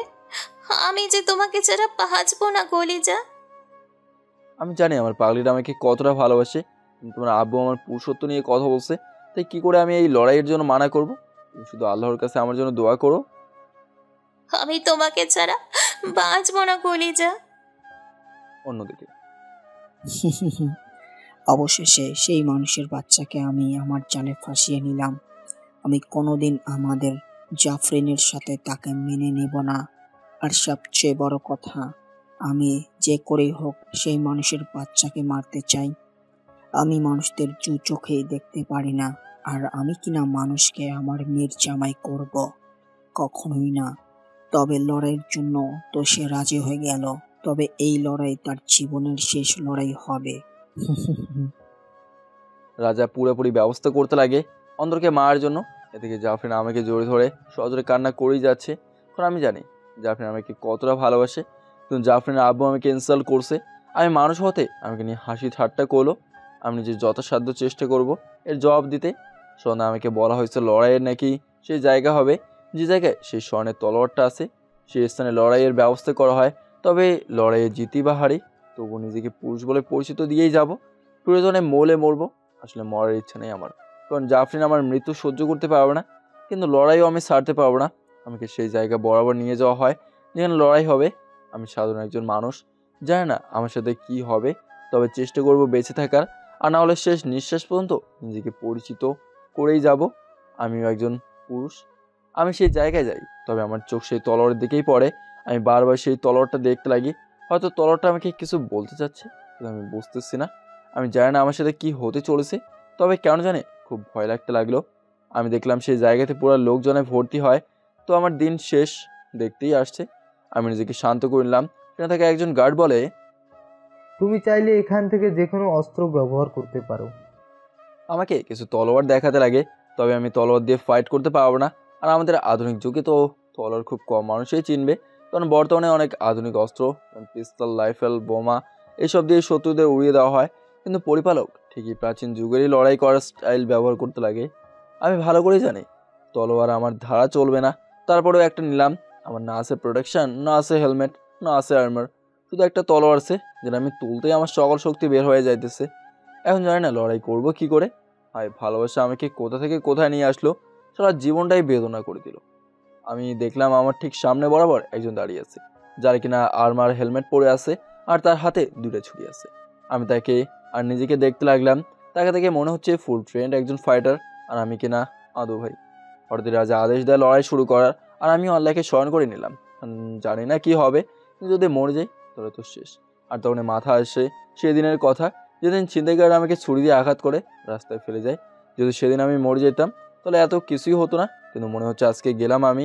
আমার সামনের জন হাতে ছুরিগুলো রেখে দেয়। হঠাৎ সে আমার কাছে চলে আসে, আর সাথে সাথে আমাকে এক ঘুষি মারে। আর ঘড়ি শিখে তো আমি শেষ। আমার মনে হয়েছিল কেউ আমাকে লোহা দিয়ে বাড়ি দিছে। আমি তো ব্যথায় কাতর হয়ে পড়ে আসি, কী বা করবো আমি। হা হা হা, তোর মতো মানুষের জন্য আমি আমার সেই শক্তি ব্যবহার করতে ইচ্ছুক নই। তোকে তো এমনিই শেষ করা যাবে। বলেই সে আমাকে সজোরে মরতে লাগে, আর আমিও নড়তে পারতেছি না। তারপর সে আমাকে তুলে সজোরে আছাড় দেয়, যা আমাকে প্যারালাইজড করে ফেলে। আমাদের রাজা বলে দিল তোকে যাতে আস্ত না ছাড়ি, আর যদি আমি তার কথা শুনি তাহলে রাজকুমারী জাফরিনের সাথে আমার বিয়ে দিবে। আর একবার যদি বিয়েটা হয় না, তোর জাফরিনও আমার, আর পরবর্তীতেও রাজা আমিই হব। হা হা হা। তবে সে শর্ত দিচ্ছে তোকে যাতে খুব কষ্ট দিয়ে মেরে ফেলি, কিন্তু আমি তোকে আস্ত ছাড়ব না, কারণ তুই আমার অর্ধেক প্ল্যান বার করে দিছিলি। কেন প্রয়োজন ছিল জাফরিনকে বিয়ে করার? তবে আমার জাফরিনের প্রতি কোনো আকর্ষণ নেই। আমার শুধু ইচ্ছা রাজা হওয়ার। কতই না চেষ্টা করলাম রাজাকে শেষ করার কিন্তু পারিনি। তবে আজকে তার মন জয় করেই আমিও আমার স্বার্থ আদায় করব। হা হা হা, যার জন্য তোকে মরতে হবে। বলে এবার ছুরি বের করে দিল আমার পেট বরাবর ঢুকিয়ে, আর আমার পেট থেকে গড়গড়িয়ে রক্ত বের হতে লাগে। অন্যদিকে জাফরিন আমার এই হাল দেখে চিৎকার করে করে কান্না করতে লাগে। সে সোজা তার আব্বুর কাছে চলে যায়। আব্বু ওকে ছেড়ে দাও, আব্বু ওর কিছু হলে আমি বাঁচবো না আব্বু, দোহাই লাগে তোমার, ওকে ছেড়ে দাও আব্বু। তুই কি মনে করেছিলি আমি ওকে এখানে আনলাম তোদের মেনে নেওয়ার জন্য? আমার আসল উদ্দেশ্য হলো এই ছেলেটাকে মেরে ফেলা, আর সেটাই হবে।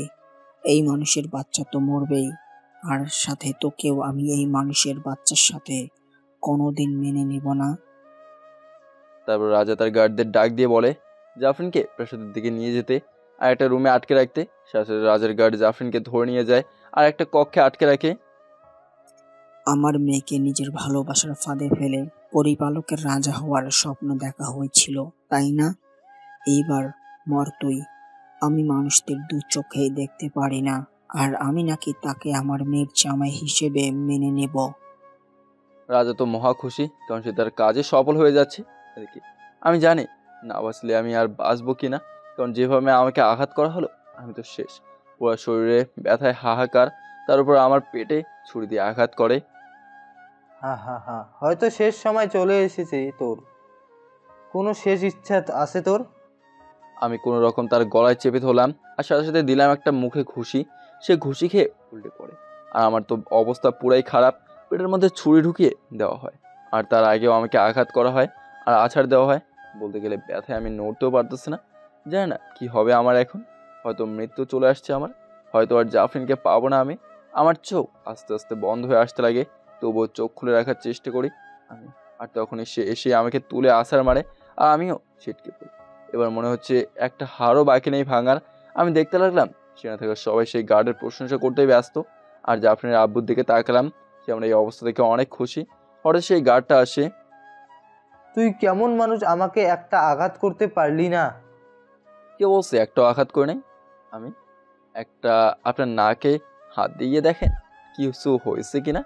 সে তার নাকে হাত দিয়ে দেখে আমার খুশিতে তার নাক ফেটে গেছে আর রক্তও বের হচ্ছে। আপনি আমাকে এতগুলো আঘাত করার পরেও আমি বেঁচেছি, আর আমি মাত্র একটা আঘাত করলাম, সেটা দিয়ে আপনার নাক ফেটে গেছে। তোকে তো আমি। দাঁড়াও। রাজা ঠিক সেই গার্ডের পেছন থেকে ডাক দেয়। দাঁড়াও 1 মিনিট। গার্ড সাথে সাথে সে থেমে যায়। এখন শখ মিটলো ভালোবাসার, নাকি পুরোপুরি মিটিয়ে দিব? দেন, অসুবিধা নাই। আমি যদি মরেও যাই না, তাহলে সবাই আমাকে স্মরণে রাখবে, কারণ আমি আমার ভালোবাসার জন্য মরলাম। আর আপনি আমাকে মারতেছেন তো ঠিকই, কিন্তু আপনি আপনার মেয়ের সামনে ছোট হয়ে যাবেন। আচ্ছা, ভালোবাসা কি অন্যায়? আপনি কেন ভালোবাসার বিরুদ্ধে? কেন আপনি মানুষকে দেখতে পারেন না? মানুষ কি এতই খারাপ? হ্যাঁ, মানুষ অনেক খারাপ, কারণ তারা আমাদের বশে করে আমাদের ব্যবহার করে ছুঁড়ে ফেলে দেয়। অনেক সময় তারা তাদের স্বার্থের জন্য আমাদের কোরবার করে। আর মানুষদের মধ্যে শুধু লোভ, লালসা, ঘৃণা, অহংকার দেখলাম, তারা কোনোদিনও ভালোবাসার যোগ্য নয়। তবে আমি এখানে তোর সাথে এই ব্যাপারে কথা বলতে আসি নাই, বরং আসলাম তোকে জিজ্ঞাসা করতে কোনো শেষ ইচ্ছা আছে কিনা। তবে সেটা আবার জিজ্ঞেস করতে ইচ্ছা করতেছে না। রাজা তার গার্ডকে বলে, ওকে এইভাবেই রেখে চলে আসো, আস্তে আস্তে যন্ত্রণায় সে মরুক। আপনি যা বলেন। তারপর তারা আমাকে সেই গুরুতর আহত অবস্থায় রেখে যেতে লাগে, আর আমিও পড়ে আছি আর ব্যথায় শেষ হয়ে যাচ্ছি। আমি দেখলাম আমি ঠিক সেই জায়গায় শুয়ে আছি যেখানে সেই গোল্ডেন তলোয়ারটা আছে, আর সেই তলোয়ারটাই আমার থেকে কয়েক মিটার দূরত্বে। সেই তলোয়ারের থেকে আলো প্রতিফলিত হয়ে আমার মুখের দিকে আসছে। তবে আমার মন বলতেছে সেই তলোয়ারের কাছে গিয়ে একটা তলোয়ারটা তুলতে চেষ্টা করতে। আমার শরীর থেকে রক্ত বের হচ্ছে, তবে আমি কোনো মতে দাঁড়িয়ে পড়ি। আর তাদের দেখে সেখানে উপস্থিত জনগণের চিৎকার চেঁচামেচি শুরু করে দিল। সাথে রাজা আর সেই গার্ড আমার দিকে তাকিয়ে হাসতেছে। আসলেই মানতে হবে, তোর কই মাসের চান, এত সহজে মরতেছ না তুই। তো এখন কি আবার লড়াই করবি নাকি? নাকি আমার সাথে লড়াই করতে চাচ্ছিস? আমি তার কথায় কান না দিয়ে হেলতে হেলতে সেই তলোয়ারের কাছে গেলাম। তা দেখে রাজা ও গার্ড হাসতে লাগে। ওরে বাবারে, কি পাওয়ারফুল মানুষ! আমাদের মতো শক্তিশালী কেউ এই তলোয়ার তুলতে পারলো না, এই দুর্বল মানুষ কিনা। আমি তাদের কথায় কান না দিয়ে কোনো মতে সেই তলোয়ারের দিকে গেলাম। সেখানে গিয়ে কোনো মতে তাদের মুখ করে দাঁড়ালাম, আর তারাও আমাকে দেখে হাসতে লাগলো। আমি আমার বাম হাত দিয়ে সেই তলোয়ারের হাতলটা ধরি, যা দেখে তাদের হাসির মাত্রা আরো বেড়ে গেল। এবার কি তরোয়ালটা তুলবি? আমার শক্তি একটু ধার দিব। সাথে সাথে আমি হাতল টেনে ধরে টান দেই, আর তলোয়ারটা উঠে যায়। আমার তলোয়ার উঠানো দেখে নিমেষেই সকলের হাসি থেমে গেল, আর সকলে আমার দিকে অবাক চোখে তাকিয়ে আছে। হঠাৎ সেই তলোয়ার থেকে গোল্ডেন কালারের আলো বের হতে লাগে, আর সেই তলোয়ারটাও স্বর্ণের গুঁড়ো হয়ে যায়, মানে গোল্ডেন কালারের জরির গুঁড়োর মতো। আর সেই গুঁড়োগুলো উড়ে এসে সোজা আমার শরীরের ক্ষত বিক্ষত স্থানে ঢুকে যায়, মানে পুরোপুরি সেই গুঁড়োগুলো আমার পুরো শরীরের সাথে মিশে যায়, আর আমার ক্ষত বিক্ষতগুলো অটোমেটিক ঠিক হয়ে যায়। আর সাথে আমার মুখে একটা সোনালি কালারের মাস্ক তৈরি হয়, আর খেয়াল করলাম আমার পুরো শরীরে অন্য একটা ড্রেস তৈরি হয়ে যায়, যেটা প্রায় হুডি টাইপের একটা ড্রেস। আমার এই পরিবর্তন দেখে সকলে থ হয়ে গেছে, বিশেষ করে রাজা ও তার সেই গার্ডটা, যে আমাকে আহত করছে। আমার মনে হচ্ছে আমি এখন অন্য কেউ হয়ে গেলাম, আর আমার মাথাও অন্যভাবে কাজ করতে লাগে। আমি মনে মনে দুটো ছুরির কথা মনে করলাম, আর সাথে সাথে আমার দুই হাতে দুটো ছুরি চলে আসে। তবে সেই ছুরিগুলো বলতে গেলে স্বর্ণের। আর একটা জিনিস খেয়াল করলাম, আমি দূর থেকে মনের কথা শুনতে পাচ্ছি। সাথে সাথে আমি দৌড় দিলাম সেই গার্ডের কাছে, তবে সেটা কেউ দেখে নাই, কারণ আমার গতি খুব বেড়ে গেছে। আর চোখের পলকেই আমি সেই গার্ডের সামনে চলে গেলাম, যা দেখে রাজা আর গার্ড দুজনেই ভয় পেয়ে গেল। আমি তাদের মনে আমার জন্য ভয় অনুভব করতে লাগি। এবার তাহলে লড়াই করা যাক, গার্ডকে বললাম, আর তাকে কিছু বলতেও দিলাম না। তার আগেই আমি লাইটের গতিতে সেই গার্ডকে ছুরি দিয়ে আঘাত করতে লাগি। তারপর সেকেন্ডের গতিতে সেখান থেকে সোজা রাজার সামনে দাঁড়াই। রাজা আমার দিকে ভীত হয়ে তাকিয়ে আছে। সে এক পলকের জন্য গার্ডকে দেখে, আর তার চোখের সামনে টুকরা টুকরা হয়ে যায়। চিন্তা করবেন না, আমি আপনাকে কিছুই করবো না, আপনি নিশ্চিন্তে থাকুন। রাজা আমার কথা শুনে থ হয়ে যায়। আমি জানি আপনি আমার কথা শুনে অবাক হলেন, কিন্তু আপনাকে একটা কথা বলে দিই, আমি যদি আপনার গার্ডকে না মারতাম তাহলে সে আপনাকে মেরে ফেলতো। আমি তার মনের কথা শুনে ফেলছি। তবে হ্যাঁ, আপনারা উপর আমার অনেক রাগ আছে ঠিকই, কিন্তু আপনি আপনার সেই গার্ডকে বিশ্বাস করে মানুষকে ভুল বুঝতেন। সে আপনার বিশ্বাসে সুযোগ নিতে চেয়েছিল, আপনাকে মেরে আপনার রাজ্য নিজের করতে চেয়েছিল, আর আপনাকেই আপনার পরিবারের সামনে ছোট করে রাখতে চেয়েছিল। আসলে আপনি অনেক ভালো মনের, কিন্তু আপনি আপনার সেই গার্ডটাকে ভরসা করে নিজের কন্ট্রোল তার হাতে তুলে দিয়েছিলেন। সে যা বলতো আপনিও তা বিশ্বাস করতেন, আর আপনি যেন মানুষকে খারাপ মনে করতেন, তা আমি জেনে গেছি। আর সেটা হলো আপনার বন্ধু ও তার পরিবারের জন্য একটা কথা বলে দিই, আপনার সেই গার্ডটাই আপনার বন্ধু ও তার পরিবারকে মানুষের হাতে তুলে দেয়। তবে মানুষ বললে ভুল হবে, বলতে গেলে তান্ত্রিক জাতীয় এমন মানুষের হাতে তুলে দেয়, আর সেও আপনার সামনে ভালো সেজে মানুষের বদনাম করেই বেড়ায়। আসলে বলতে গেলে প্রত্যেক জিনিসের জন্য ভালো খারাপ আছে। উদাহরণস্বরূপ আপনি আপনার সেই গার্ডটাকেই দেখুন, সে হাতে ছুরি নিয়েছিল আপনাকে আঘাত করার জন্য। সাথে সাথে আমিও তাকে শেষ করে দিই। আমার আপনার কোনো জিনিসের প্রতিই লোভ নেই, আমি শুধু আমার জাফরিনকে চাই।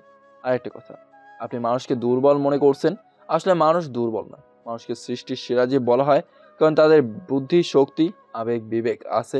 তবে হ্যাঁ, অনেকে তার সঠিক কাজে ব্যবহার করে না বলে তাদের জন্য মানুষ জাতি কলঙ্কিত। আপনি মানুষকে দুর্বল বলে হাসাহাসি করতেন, কিন্তু আজ একজন সাধারণ মানুষ সে অস্ত্রটা হাতে নেয়, যেটা পরিরাও নিতে চেয়েও নিতে পারেনি।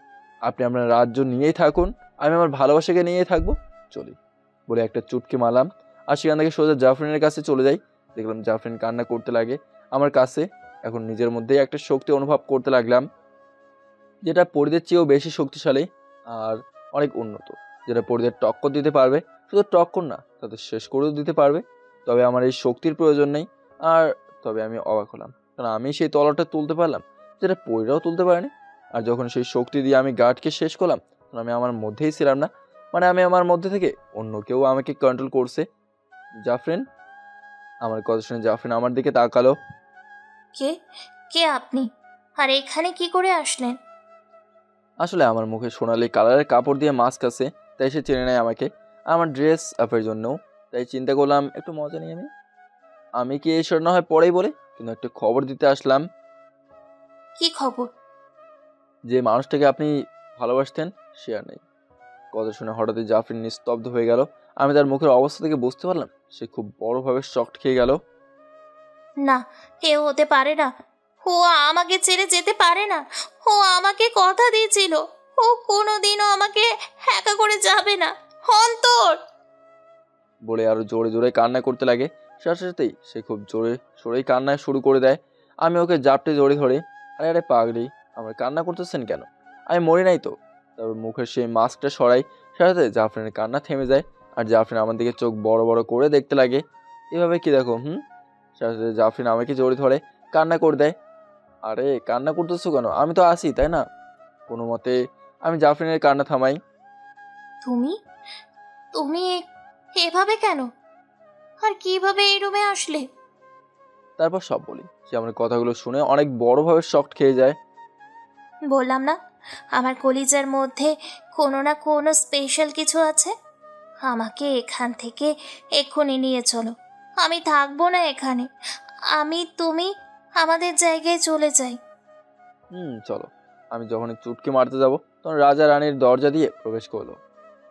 কি চাই তোমাদের এখানে? আমার কলিজাটাকে তো তোমরা অনেক আঘাত করে মারতে চেয়েছিলে। তোমরা মনে করছিলে সে লোভে আমাকে বিয়ে করছে, তাই না? যদি লোভ থাকতো না, তাহলে সে তো আমাকে থেকে বিভিন্ন জিনিস চাইতো। কিন্তু সে আমাকে ভালোবাসে বলে আমাকেই আগলে রাখছিল। আর তোমরা তার যোগ্যতা বের করতে ব্যস্ত হয়ে পড়ো। আব্বু, একবার তুমি বুকে হাত রেখে বলো তো, তুমি ওর শ্বশুর হওয়ার যোগ্যতা রাখো? এখন আমি নিজেই নিজেকে প্রশ্ন করতে লাগলাম, আমি কি তার যোগ্য? তার কাছে এত শক্তি থাকার পরেও সে আমাকে নিয়ে যাচ্ছে কারণ সে আমাকে ভালোবাসে। আর সে চাইলেই এখন তোমাদের রাজ্যকে নিমিষে শেষ করে দিতে পারে। কিন্তু সে এই সবে নেই। সে শুধু আমাকেই চাইছে। আর তোমরা তাকে আঘাত করে আমার থেকে দূরে করতে চাইছিলে। জাফরিন, শান্ত হ তুই। তোর আব্বু তার ভুল বুঝতে পারছে। মারে, আমাকে ক্ষমা করে দে। আমি সত্যি অনেক লজ্জিত নিজের কাজকর্মের জন্য। আমাকে ক্ষমা করে দে। জাফরিন, বাদ দাও তো, যা হওয়ার তা হয়ে গেছে। আর উনিও ওনার কাছে অনুতপ্ত। ওনার উপর রাগ করে লাভ নেই, ক্ষমা করে দাও ওনাকে। দেখলে আব্বু, কতই না কষ্ট দিচ্ছ তাকে, তারপরও সে তোমাকে ক্ষমা করে দিতে বলতেছে। এবার তুমিই বলো, মানুষ ভালো না খারাপ? জাফরিন আব্বু ভালো করে তার ভুল বুঝলো। সে সব মানুষকে খারাপ মনে করতো, কিন্তু আজ তার ভুল ভেঙে দেওয়া হয়। প্রত্যেক জিনিসের মধ্যে ভালো খারাপ আছে, তা আজ বুঝিয়ে দেওয়া হয়। রাজা তার বিশ্বস্ত ব্যক্তি মানে গার্ডটাকে ভরসা করতো, কিন্তু সেই রাজার সাথে বিশ্বাসঘাতকতা করতো। রাজা নিজে জাফরিনকে সকলের সামনে আমার হাতে তুলে দেয়। আর আমিও জাফরিনকে নিয়ে আমাদের বাসায় চলে আসি। আর জাফরিনের ভালোবাসা দিয়ে 6টা বছর কাটিয়ে দিলাম। 6 বছর পর আমি অফিস শেষ করে বাড়ি যাচ্ছি। তবে আজকে লেট করেই যাচ্ছি, কারণ আজকে একটা মিটিং ছিল, তাও রাতে। বাসা ঢুকলাম চোরের মতো, আস্তে আস্তে করে নিজের রুমের দিকে যেতে লাগলাম। এভাবে চোরের মতো কোথায় যাও আব্বু? এই চুপ, কথা বলিও না। ঘুমাও নাই তুমি? আর তোমার আম্মু কোথায়? না, ও ঘুমাইছে না। আমি পেছন থেকে জড়িয়ে রেখে বলল। আমি দেখলাম জাফরিন আমার দিকে রেগে তাকিয়ে আছে। আব্বু, তুমি মনে হয় ঠেক। জাফরিন, আমার কথাটা তো একটু শোনো। কি শুনবো? হ্যাঁ, কয়টা বাজে শুনি? এত রাতে কোথায় ছিলা তুমি? আমার কি চিন্তা হয় না তোমার জন্য? আম্মু, শান্ত হও তুমি। আব্বু হয়তো কাজে ব্যস্ত দিল, তাই একটু দেরি হয়েছে আর কি। তুই চুপ থাক আর রুমে গিয়ে শুয়ে পড়। আর তুমি কল ধরো নাই কেন? আচ্ছা, কথাটা শোনো, তারপর বকা দিও। কথা পরে যাও, ফ্রেশ হয়ে আসো। আমি খাবার রেডি করতেছি। চলো মামুনি। আমি জেনিয়াকে কোলে নিয়ে আমার রুমে নিয়ে গেলাম, আর তাকে খাটে রেখে আমিও ফ্রেশ হয়ে আসলাম।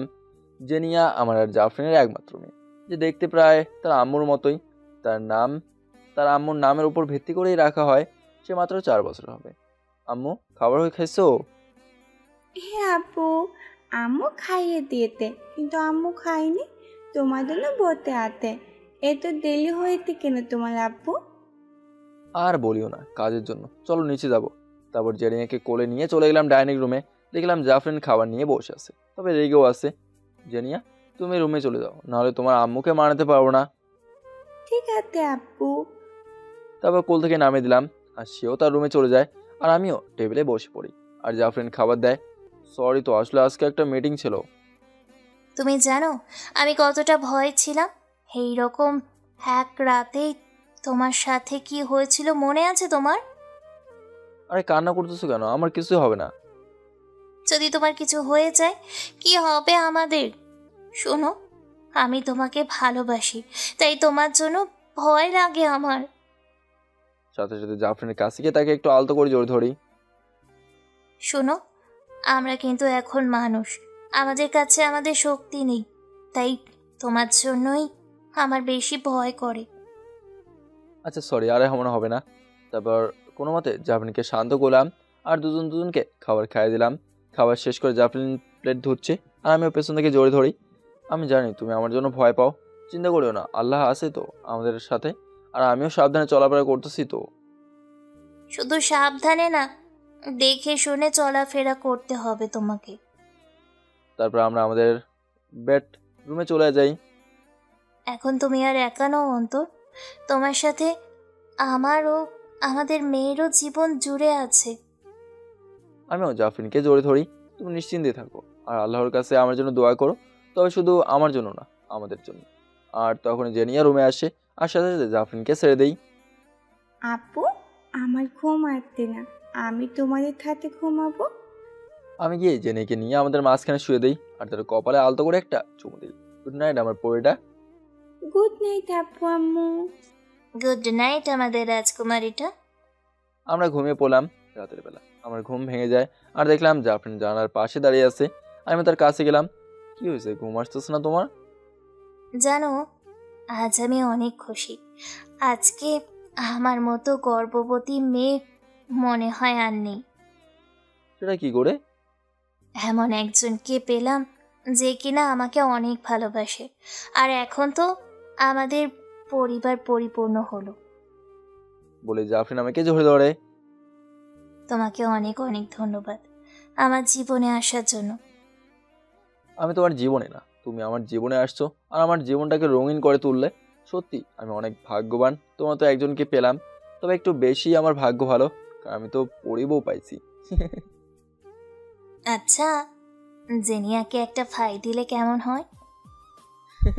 এই কথাটা আমার বলা উচিত ছিল, তবে কথাটা খারাপ বলো নাই।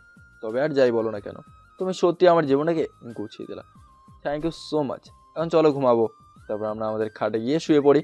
আমাদের মাঝে আমাদের মেয়েও আছে। এরপর আমরা ঘুমিয়ে পড়ি। আজ আমাদের পরিবার পরিপূর্ণ হলো। জাফরিন আমার জীবনে এসে আমাকে এতটাই ভালোবাসা দিছে যে কেউ আমাকে দিতে পারবে না। আর এখন তো আমার বাসায় আরও একটা পরি আছে, জেনিয়া। জাফরিনের ভালোবাসা, ওদের শাসন এবং জেনিয়ার দুষ্টামি নিয়ে আমরা হাসি খুশিভাবেই জীবনযাপন করতে লাগলাম। জীবনে কখন কি ঘটে তা আল্লাহই জানে, আর আল্লাহ যা করবে অবশ্যই ভালোর জন্যই করবে, তাই তার প্রতি নিরাশ না হওয়াই ভালো।